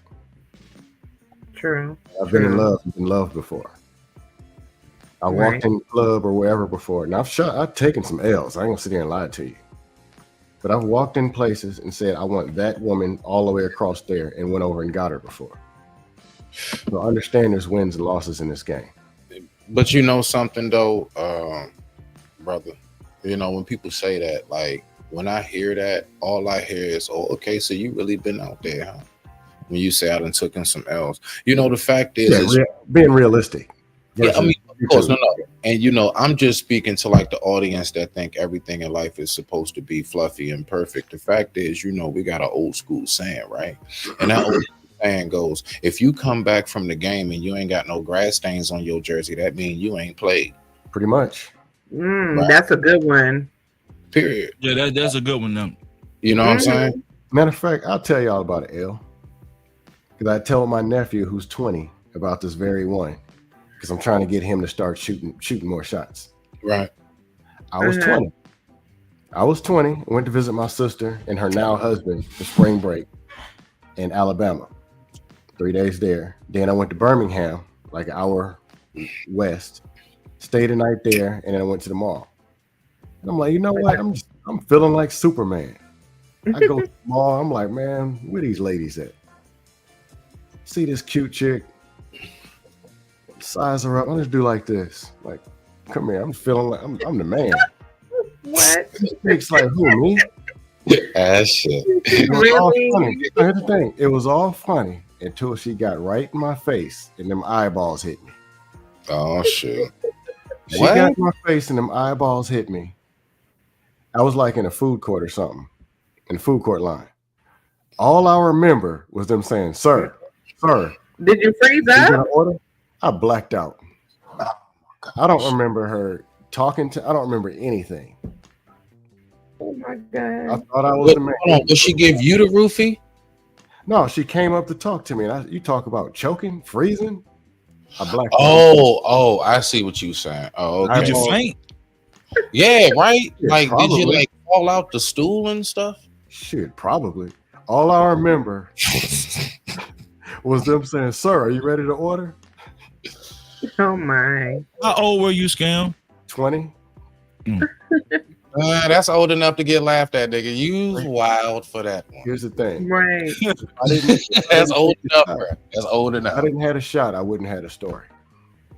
Yeah, you Amen. got to shoot it. Like Blaze just said, you're going to have wins and losses no matter what you do in this life. Fall, get back up. Well, That's the only thing I'll you can leave you. do.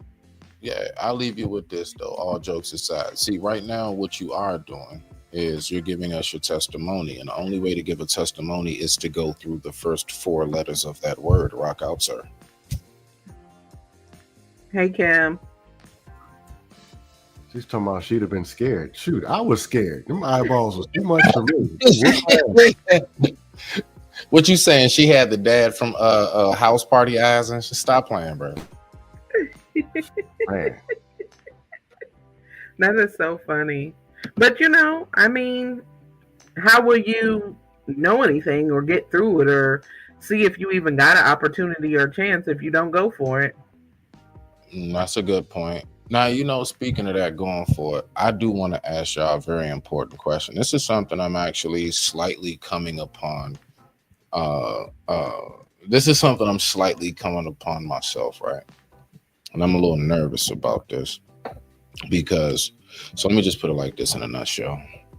I was raised, and I do believe that my parents did an excellent job of taking care of me and my siblings, but I do believe that we were sheltered just a little too long. Right.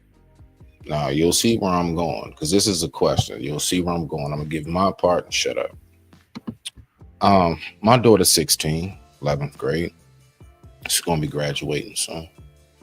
I'm curious, what's you all's view on the whole out by 18? You know, because I said, nah, baby girl, you're going to stay with, look, you're under your father's covenant till bare minimum like 25, 26. I don't believe that you're ready at 18, but you know, I'm hearing that what I'm doing is I'm going to coddle her, and she's going to be actually develop a form. Basically, what I'm told is you will give her a form of arrested development if you allow her to stay with you and be under your like financial covenant and everything. Like, I'm serious, like all that, whatever you need. You know what I'm saying? You get something up until 25, 26, dad got you. You know what I'm saying? Like, I don't give a damn. You grown, you still my baby. Like, you still Mooma to me.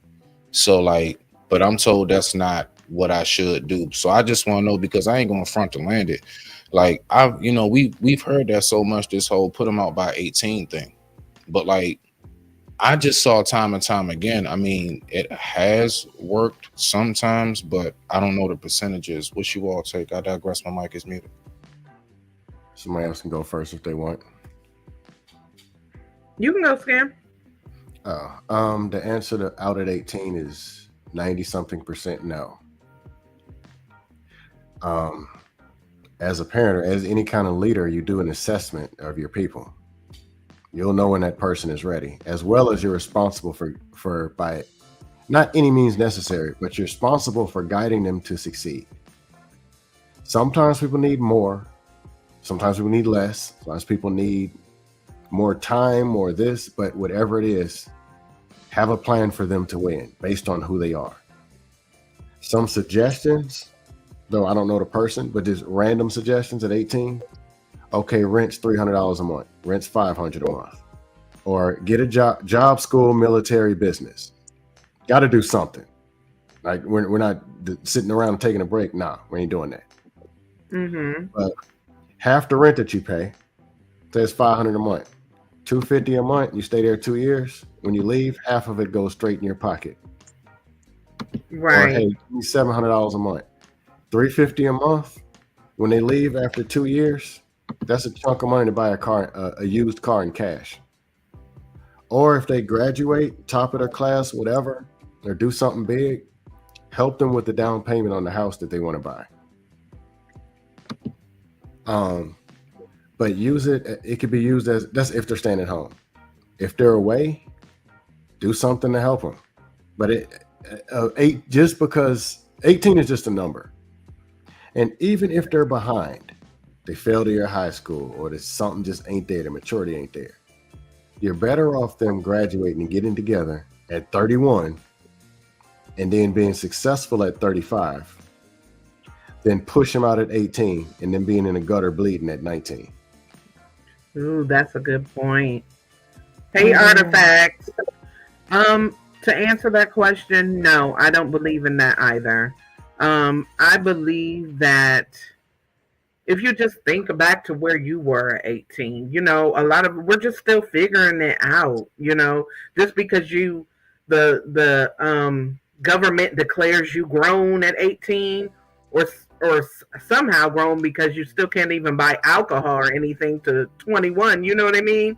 So just because you're 18 now, that doesn't mean you have it together.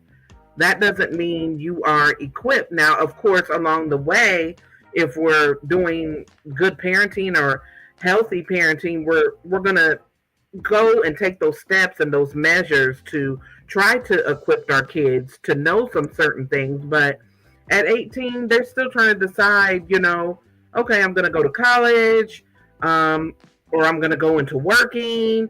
I'm going to do this and that. And like Kim just said, no 18-year-old has 3 times the rent, you know, majority of the time, unless their parents are paying for it, or unless they really started working young and saving for it, or they just happen to be blessed enough to have an outstanding career going by 18 or something.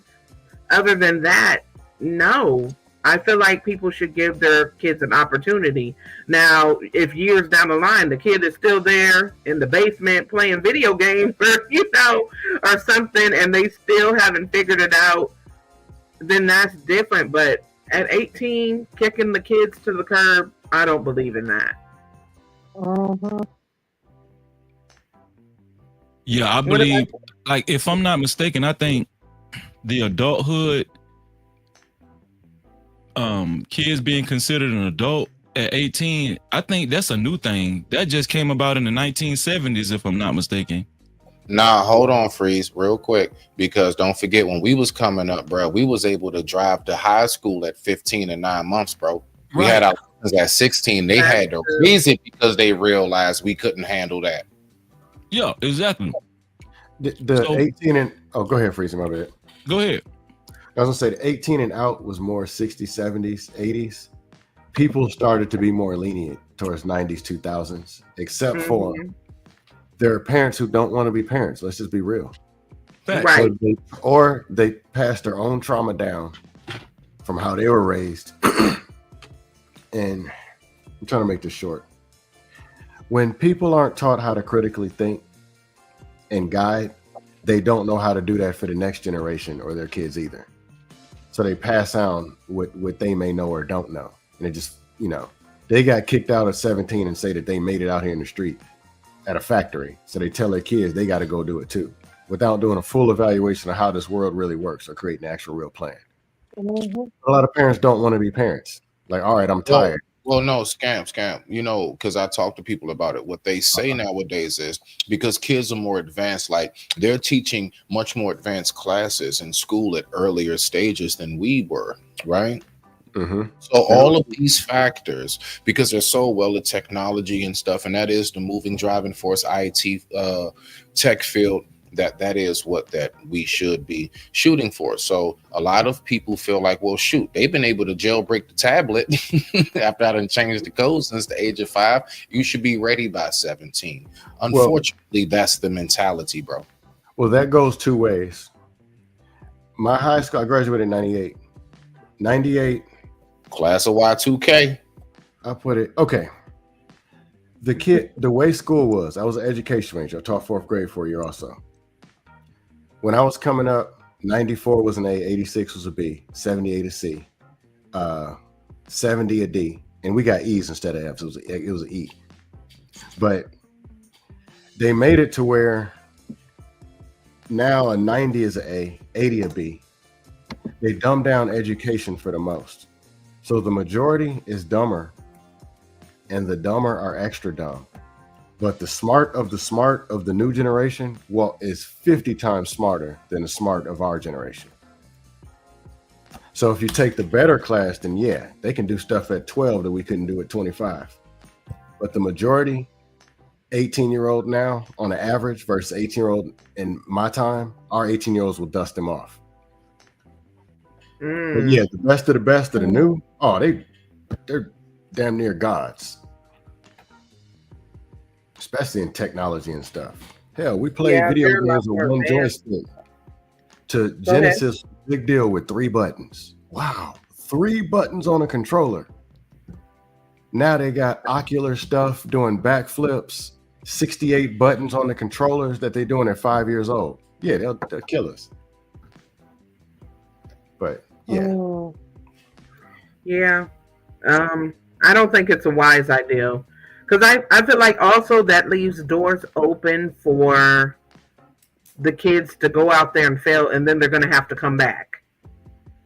So I definitely think that you should give them a grace period and make sure that they are totally equipped to be able to efficiently be self-sufficient on their own before you tell them they have to go.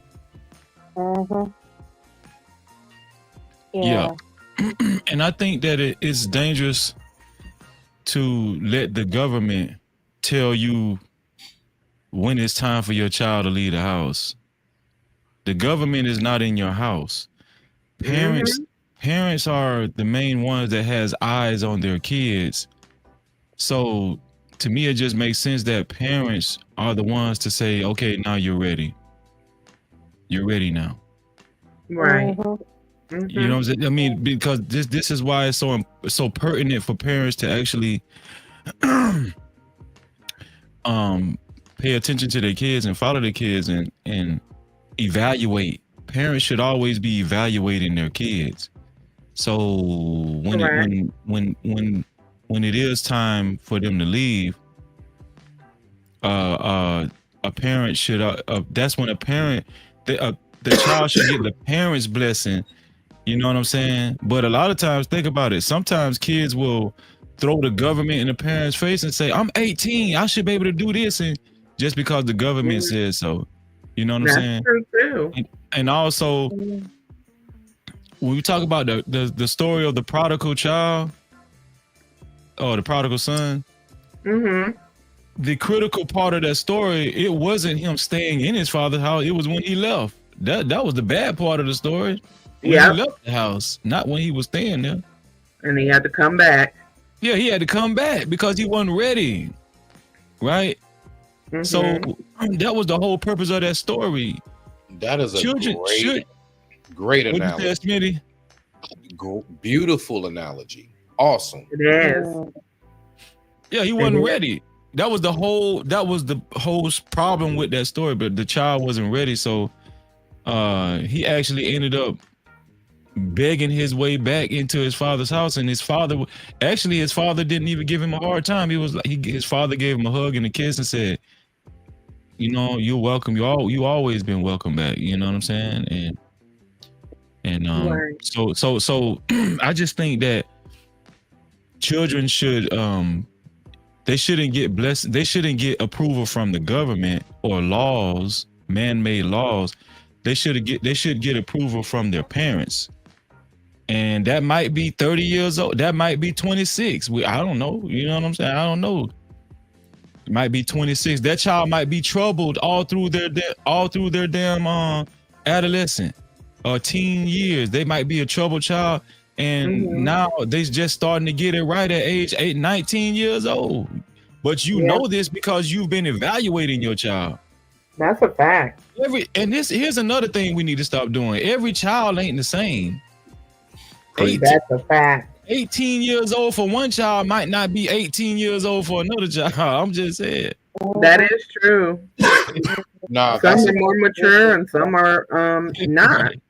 That is an absolute fact because my parents, you know, me and my siblings, out of all of us, my two sisters, my brother, I was the main one that needed the most attention because, just I guess hyper, if you would say. I was very curious, always inquisitive, just about everything. You know what I mean? So I get you on that. Like even down to parents having multiple children. I don't know no parent that handles every single child the exact same way. If you got 2, 3, 4, 5 or whatever, not one child is dealt with the same way. Some you can ease up on a little more, you can trust a little more. Some you got to look into like, hold on now, where you going? You know what I mean? Some you just like that with your own kids, let alone the spread of what it is throughout our community. You smack on point. I digress. My mic is muted. Yeah, man. Okay. Maria, do you have something you want to say? Yeah, that's the thing. Everyone develops differently. Just like me, though. I'm basically a spectrum child, so the way I develop is different. It's not, I'm not capable of going out there myself. It is better I just stay with the parent already, though. I'm like 23 and I remain with them, but I'm still education type of thing, though. So it's not that I don't want to move out. I could move out if I wanted to anytime. My dad said I could leave anytime I want. I just said, look, I just should just stay with them because it's better for me, though. And yeah, I kind of agree with you. Not everyone at 18 develops the same. Everyone develops different. That's why I was saying for me personally, I developed different. Yes, basically, I'm capable of almost everything. Some things I just struggle with a little bit. So I got to work on that. So I kind of agree with that though when he's saying the day I consider leaving is the day I get married. That's when I feel like I should leave. And are your parents cool with you staying there until you get married? Yes, Okay.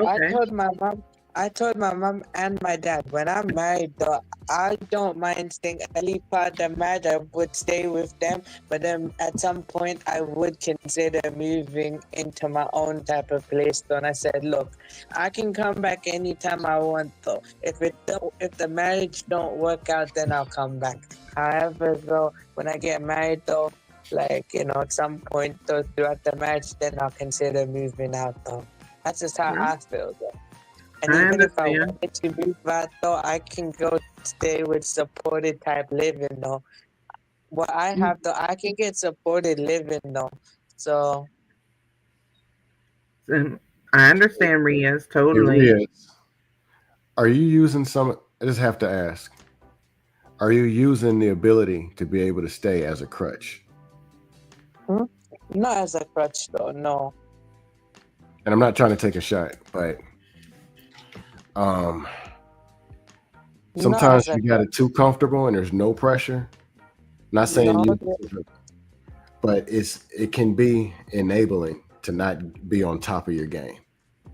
yeah, but it's not But if you're really handling your about. biz, you're handling your biz. I'm just asking. I'm handling business though. I wouldn't say it's a crutch though. I'm just basically doing the education thing. I'm currently in the college though. I just choose to stay with parents. When I Oh, feel like you're in college?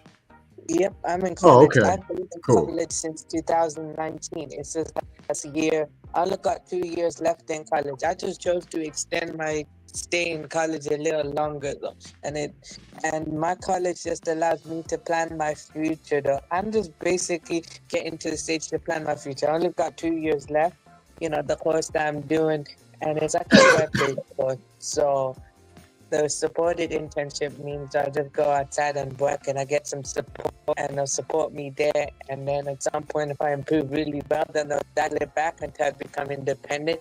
After the course, I get a job. And from there, I'm done that. I think by the time I leave college, I'll be 24 to 25 years old. So that's when I probably would leave. No, as Well, long as long as you have a plan. Yeah, and you're in college, it's tangible. Yeah, I have long-term and short-term plan, but I'm also realistic enough to understand, look, it's not just a dream. I gotta start somewhere. I'm realistic enough to know, look, I have these dreams though, but how do I actually achieve it? Start realistic somewhere though.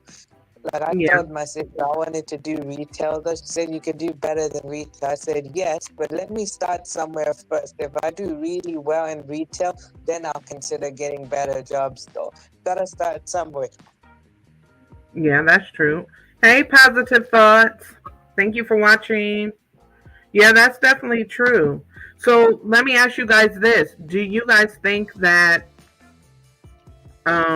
somebody, because the topic was lust and discipline and choices. So I guess I'm going to ask a two-part question. Do you guys think that if people are better disciplined from a young age, they would have, as far as, disciplined in how to find the right person, how to control different lusts and desires in the world, do you think that they would be better equipped for a successful relationship or to even choose the right person? Yeah. Well, the right person is dependent upon the qualities that they have, right? Mm-hmm. So, in my humble opinion, I think that whatever the right person is to you is what qualities that you value. You know what I'm saying? Like, so everybody has different qualifications.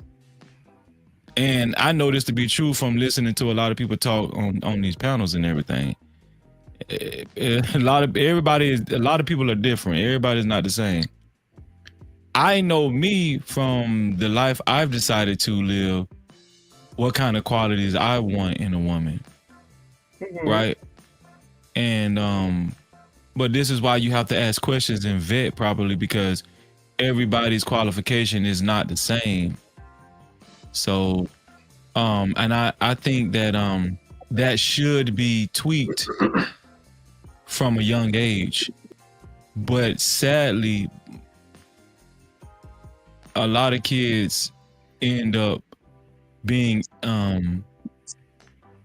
led by outside influences, and outside influences actually creates their, you know, the qualities that they desire in people, or the qualities that they're looking for in people. You know what I'm saying? Right. But right. but you have to actually be trained and conditioned on what you should be looking for, or what, you know, what you should want in your life, especially towards marriage. I think that has to be trained. To answer your question, I do think that has to be trained and conditioned. And to be honest, I'm gonna land my plane. Whether the parents train the kids or not, they're gonna be trained and conditioned one way or another, whether you do it or not. That's true. So that I land my plane right there. Okay. What do you guys think?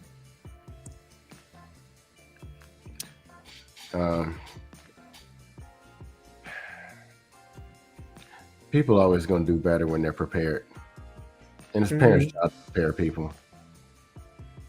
I mean, always stand on like core values. Core values: faith, finances, fitness. And finances ain't as important as people think they are. But when you got your game tight, trust me, finances will come find you. Faith, finances, fitness, discipline, focus, diet, exercise, critical thinking, emotional intelligence. Just keep building all those things. Relationship skills, that's a big one. If the people are preparing you in those lanes, and then also providing a healthy space. Every time I ask this question, I get a no. Ask people why they're growing up, that they always have a comfortable space to come to and ask and be able to say anything they wanted to, or ask every question they wanted to, or bring any problem. Most people say no. I think my parents scored a C in that department. There were times where like, I'm not coming to you to ask you something I got going on. I got to go find it out somewhere else. There's a lot of people who really can't come to their people, or don't believe in their people, or the shame and the neglect or whatever. They don't have people to come to get the answers to the questions that they really do need. Right. And it should be the opposite. Hey, I'm going to show you how to live this world. I've been in it longer than you. You're going to do some goofy stuff. But hey, come to me when you do it. I'm going to get you through this. No matter what it is, come to me. You might need to prep me. You might need to calm me down. Some things you might have to send me in a text and let me marinate in it. But come to me, and I'm going to get you through this. And I'm going to try not to be judgmental. That's what parents should be doing. I agree. What about you, Smitty?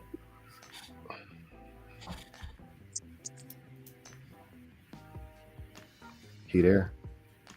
Yeah, no, I'm here. I'm just trying to get off mute. I apologize. No, after listening, you know, it's one of those. Could you just kind of like in a nutshell reiterate the question, please, just so I can? Yeah. I'm gonna be all over the place. Okay. I said, do you think that a child or a young person being like trained or taught how to be disciplined in life, and like having sexual discipline, and them being taught and learning that along the way would have a big impact or a better impact on their life decisions, on dealing with lust in any kind of way, or how they choose a partner or a spouse to be in a relationship with down the line? Oh, wow. Good question. All right. So I will give my own personal testimony in a nutshell. All right. So I was raised very well taken care of. All right. Boom. I get out on my own, right? Hop off the porch. I wound up being engulfed. I mean, like truly engulfed by the streets. There's a lot of things I experienced I never thought I would ever experience because of how wonderfully I was taken care of. So Okay. my point in getting to it is,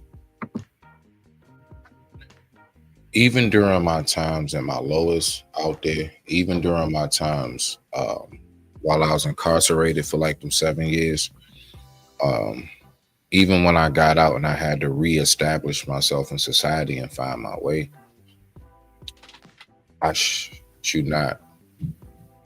That like the feeling of like that Sunday home cooked meal, sitting around with family, the unity of what that consists of never left me. The Right. reason why I am here right now where I am is because no matter how powerful the influences of the streets were to me once I got out there, what my parents instilled in me for those first like I say like 20 some odd years, like 22, 20 something years, Hmm. it was too strong. I yearned for that way more than what the glory and the glamour of the streets ever had to offer. I just it was something that always called me home, not home to mom and dad, but home as far as like the structure and the foundation, the cleanliness, the peacefulness, everything. The house being stocked up, fridge full, all of that, bills paid, hot water, you name it. I grew up to being comfortable. And so even when I got out there, I still yearned for that to the fullest of me. I digress. My mic is muted. Rock out. That's a good point. That's a very good point. What do you guys think? Riaz, do you want to answer the question? Sure, just repeat the question, please. Do you think, and because I know you're still young, you're only 23, do you think the things that your parents are teaching you now as far as discipline will help you to choose a better spouse and help you to maintain and operate in a more productive manner as far as your lust as you get older and get out into society, like after you leave with them? The answer is yes, though. I believe they did a good job with me on how to deal with me and the discipline. No, they taught, like my mom explained to me, lower the gates and how the boundaries and everything like that. And basically, to function in society, yes, though. So basically, I am being taught all the necessary independent stuff, though. It's just like basically step by step while they teach it. So yes, they're teaching about safety and everything, though. It's just they're working according to what I have, because the way I have a processing compared to yours, though. So when you're younger and stuff like that, back when you're younger, you have a different process, way compared to me. So that's why, some people are more advanced. I'm not putting myself down. I'm just being understanding of my own type of needs, though. It's not excusing. It's more like understanding myself as well, that how I basically move and operate and stuff. So basically, they just teach me, step by step. So like, first, like, had to be independent in the home. So they just teach small little stuff. So I do almost everything in the home as well, though. If I do choose to leave, yes. But even if I do remain with them for a little bit, I still do everything else independently. I do my own laundry, I vacuum the floors, I iron the clothes. I hang the clothes on the line. So I do other things as well. So basically, the only thing my mom has to do is cook the food, and only some things, though. So yes, so to answer the question, yeah, they're pretty much teaching me. It's just, in a different way of teaching. Okay, that's good. That's good. I appreciate you guys' answers. So, do you guys think that in hindsight, overall today as a society, because people are operated in their lust and operating in a manner which is not displaying like self-discipline, do you think, I think I already asked Freezy this, but I didn't ask the rest of you, do you think that it is causing a lot of people to choose the wrong person and to get involved in meaningless connections because they're operating out of lust and they're not displaying discipline? I think it. Well, go ahead. Riaz, go ahead. Yeah, I kind of agree with. Yeah, probably that they probably choose the wrong because of what they desire and what they basically put on top of their criteria with the lack of discipline, though. So basically, one form of discipline, though, that I always say, though, that the other guy should actually start practicing is to lower your gaze, because what you see is what you think as well when you go outside, when you have these desires. Yes, you have your desires within you, but if when you go outside and look, it makes your mind even think more, though, to prevent how you basically do that is to lower the gaze. It's not just basically it's not about not being confident. You can be as confident as you want, though, while being humble. It's just about lowering your gaze. It's not just out of respect for the woman. It's teaching yourself, it's teaching you to lower your it's teaching you to it's teaching you discipline. So you're just learning, okay, look, I have to that's it. Okay. Good answer, What was the question? What was the initial question again? The question was, do you think that people that are operating, because we know so many people are operating out of lust and they're not displaying any discipline out here, do we think that it is causing more people to choose the wrong spouse, choose the wrong person to be involved with in a relationship with? Yeah, because most of these people are being led by emotions, right? What feels good. And let's just be honest, that doesn't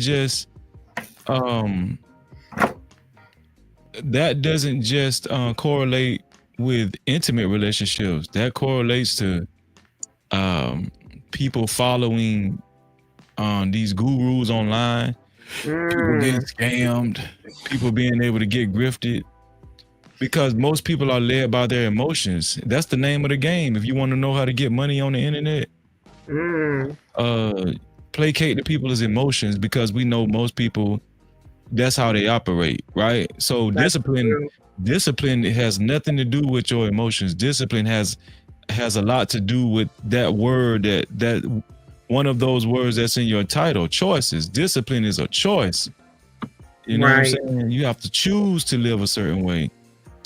And so, but most of the time we just like to feel good. We just want to feel good. As long as as long as you're able to accomplish that, you might get some results in this society. So, yeah. Right. Most people are making foolish decisions. Yeah, go ahead.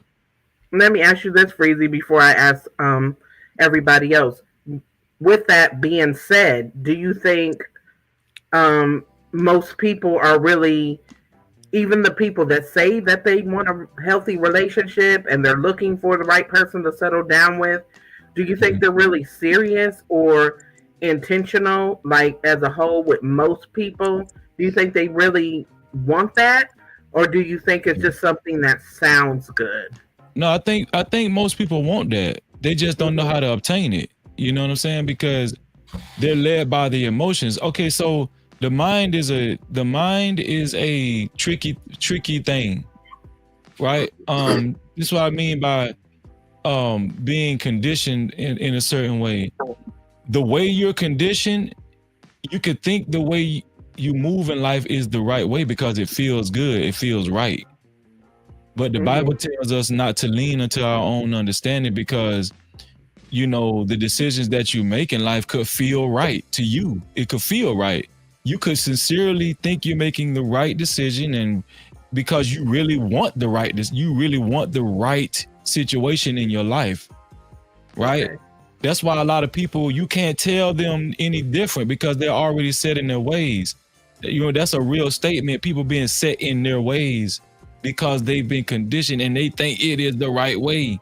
They really are convinced that the way they make choices in life and who they pick, what they pick is the right thing. You know what I'm saying? Like, Right. people just want to feel good. People want to feel good, and that's a recipe for disaster, especially when it comes to marriage. Because I'm gonna just let you know right now, marriage don't always feel good. So if that's what you're looking for, please don't get married because you know, Right. I'm just saying. Okay. That's Hey, good. That was good, Freezy. Freezy, What do you think, Don't get Scam? you. What you said, Scam? Talking point mafia is gonna get you. You're not allowed to tell the Right. truth. You're supposed to just say, "No, I was on my purpose, and my wife was traditional." That's what you're supposed to say instead of reality. Yeah, man, it's some BS. Right. Nah, sexual discipline is important. Discipline as a whole is. People are emotional. Men's, women's, the dog, everybody. Only on the internet where being emotional is something wrong with it. The thing is, you have to be able to manage your emotions. Mm, You that's true. managed emotions. Let's be real. Let's think. This is what I say with logic and emotion. There are people with logic and no emotions, and who have good logic but lack emotional awareness or management. Mhm. That is illogical to stay that way. There are people who have no logic but are super emotional. That is illogical. So either way, they got to both run together. You got to be able to manage both. Manage your emotions and use your logic. With discipline, you have to be able to see the big picture and not let the small picture override it. Big picture, I want to get down to 160 pounds. And I want to run a mile in 6 minutes. Small picture, Twinkies, butter biscuits, they're going to taste good. Taste good for 5 minutes, but it's going to cost me 2 days that I got to burn them calories off. Mm-hmm. So with sexual discipline, yeah, you can go get that extra booty on the side, but it might cost you all the good anointed booty that you could have had in your household. So That's a good point. Scam said anointed booty. Yeah, I was about to say, can we not and really dissect what is anointed booty? I was just about, I swear you beat me to the mute, bro. Anointed booty. now we get the anointed booty. Hello, Jerome. That's when you put a ring on that woman's finger. And you go and you do your fast and you do everything. And then you go to the Heavenly Father, God, Jesus, Lord, or Allah, whoever you worship. Just to say God for now. You go to God and he says, I'm going to give you my blessings. That coochie is yours for the rest of your life. Go be fruitful and multiply. Then you get in that thing. Oh, Lord, not the presentation. $1 million question. $1 million question. But no, it's different which I've never been married. I haven't got to the anointed level. I've been liked, I've been loved. Question though. With the anointed, you can get it, and I don't gotta go to God and ask for forgiveness for it. Oh my God. Ooh. That day's coming. I just know, was the booty anointed pre or post to Scam being in its life? Unfortunately, I hit some anointed booty before, like girlfriends, some exes, and I didn't go before the Heavenly Father because I was kind of fornicating, and it felt anointed. So the undisciplined side that night, it was anointed, But the next morning, as I go to repent, Stop and freeze, please. you see what had happened was What are we talking about? Wow. Okay. Very good. I mean, it was good. y'all get where y'all get where I'm going for real though. Brother, could you actually Right. end? Hold on, Riaz. One second. No, go ahead, Riaz. You're good. Okay. I was just going to ask something though. That's I why I actually speak. rather hear Riaz right now, believe it or not. Like Riaz, you're the man right now compared to what I do. Go ahead. Kim is cutting up. I'm innocent. I don't know what you're talking about. Blaze, jeez. Yeah. What do you think, Smitty?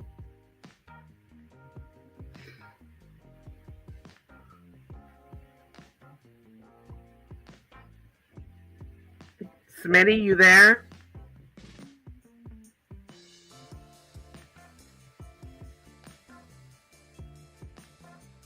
Okay, I think we lost Smitty. Smitty. Yeah. I don't know. Maybe he's doing something. Okay. All right. Well, what do you think, Smitty? Do you think that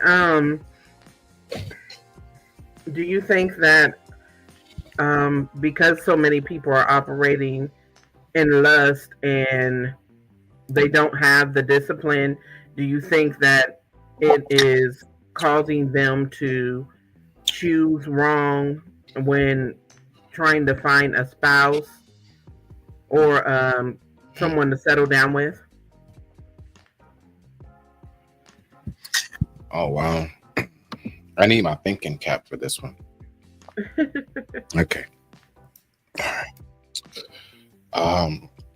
So yes, just like a spiritual awakening, when you are actually in the true form and mode of love,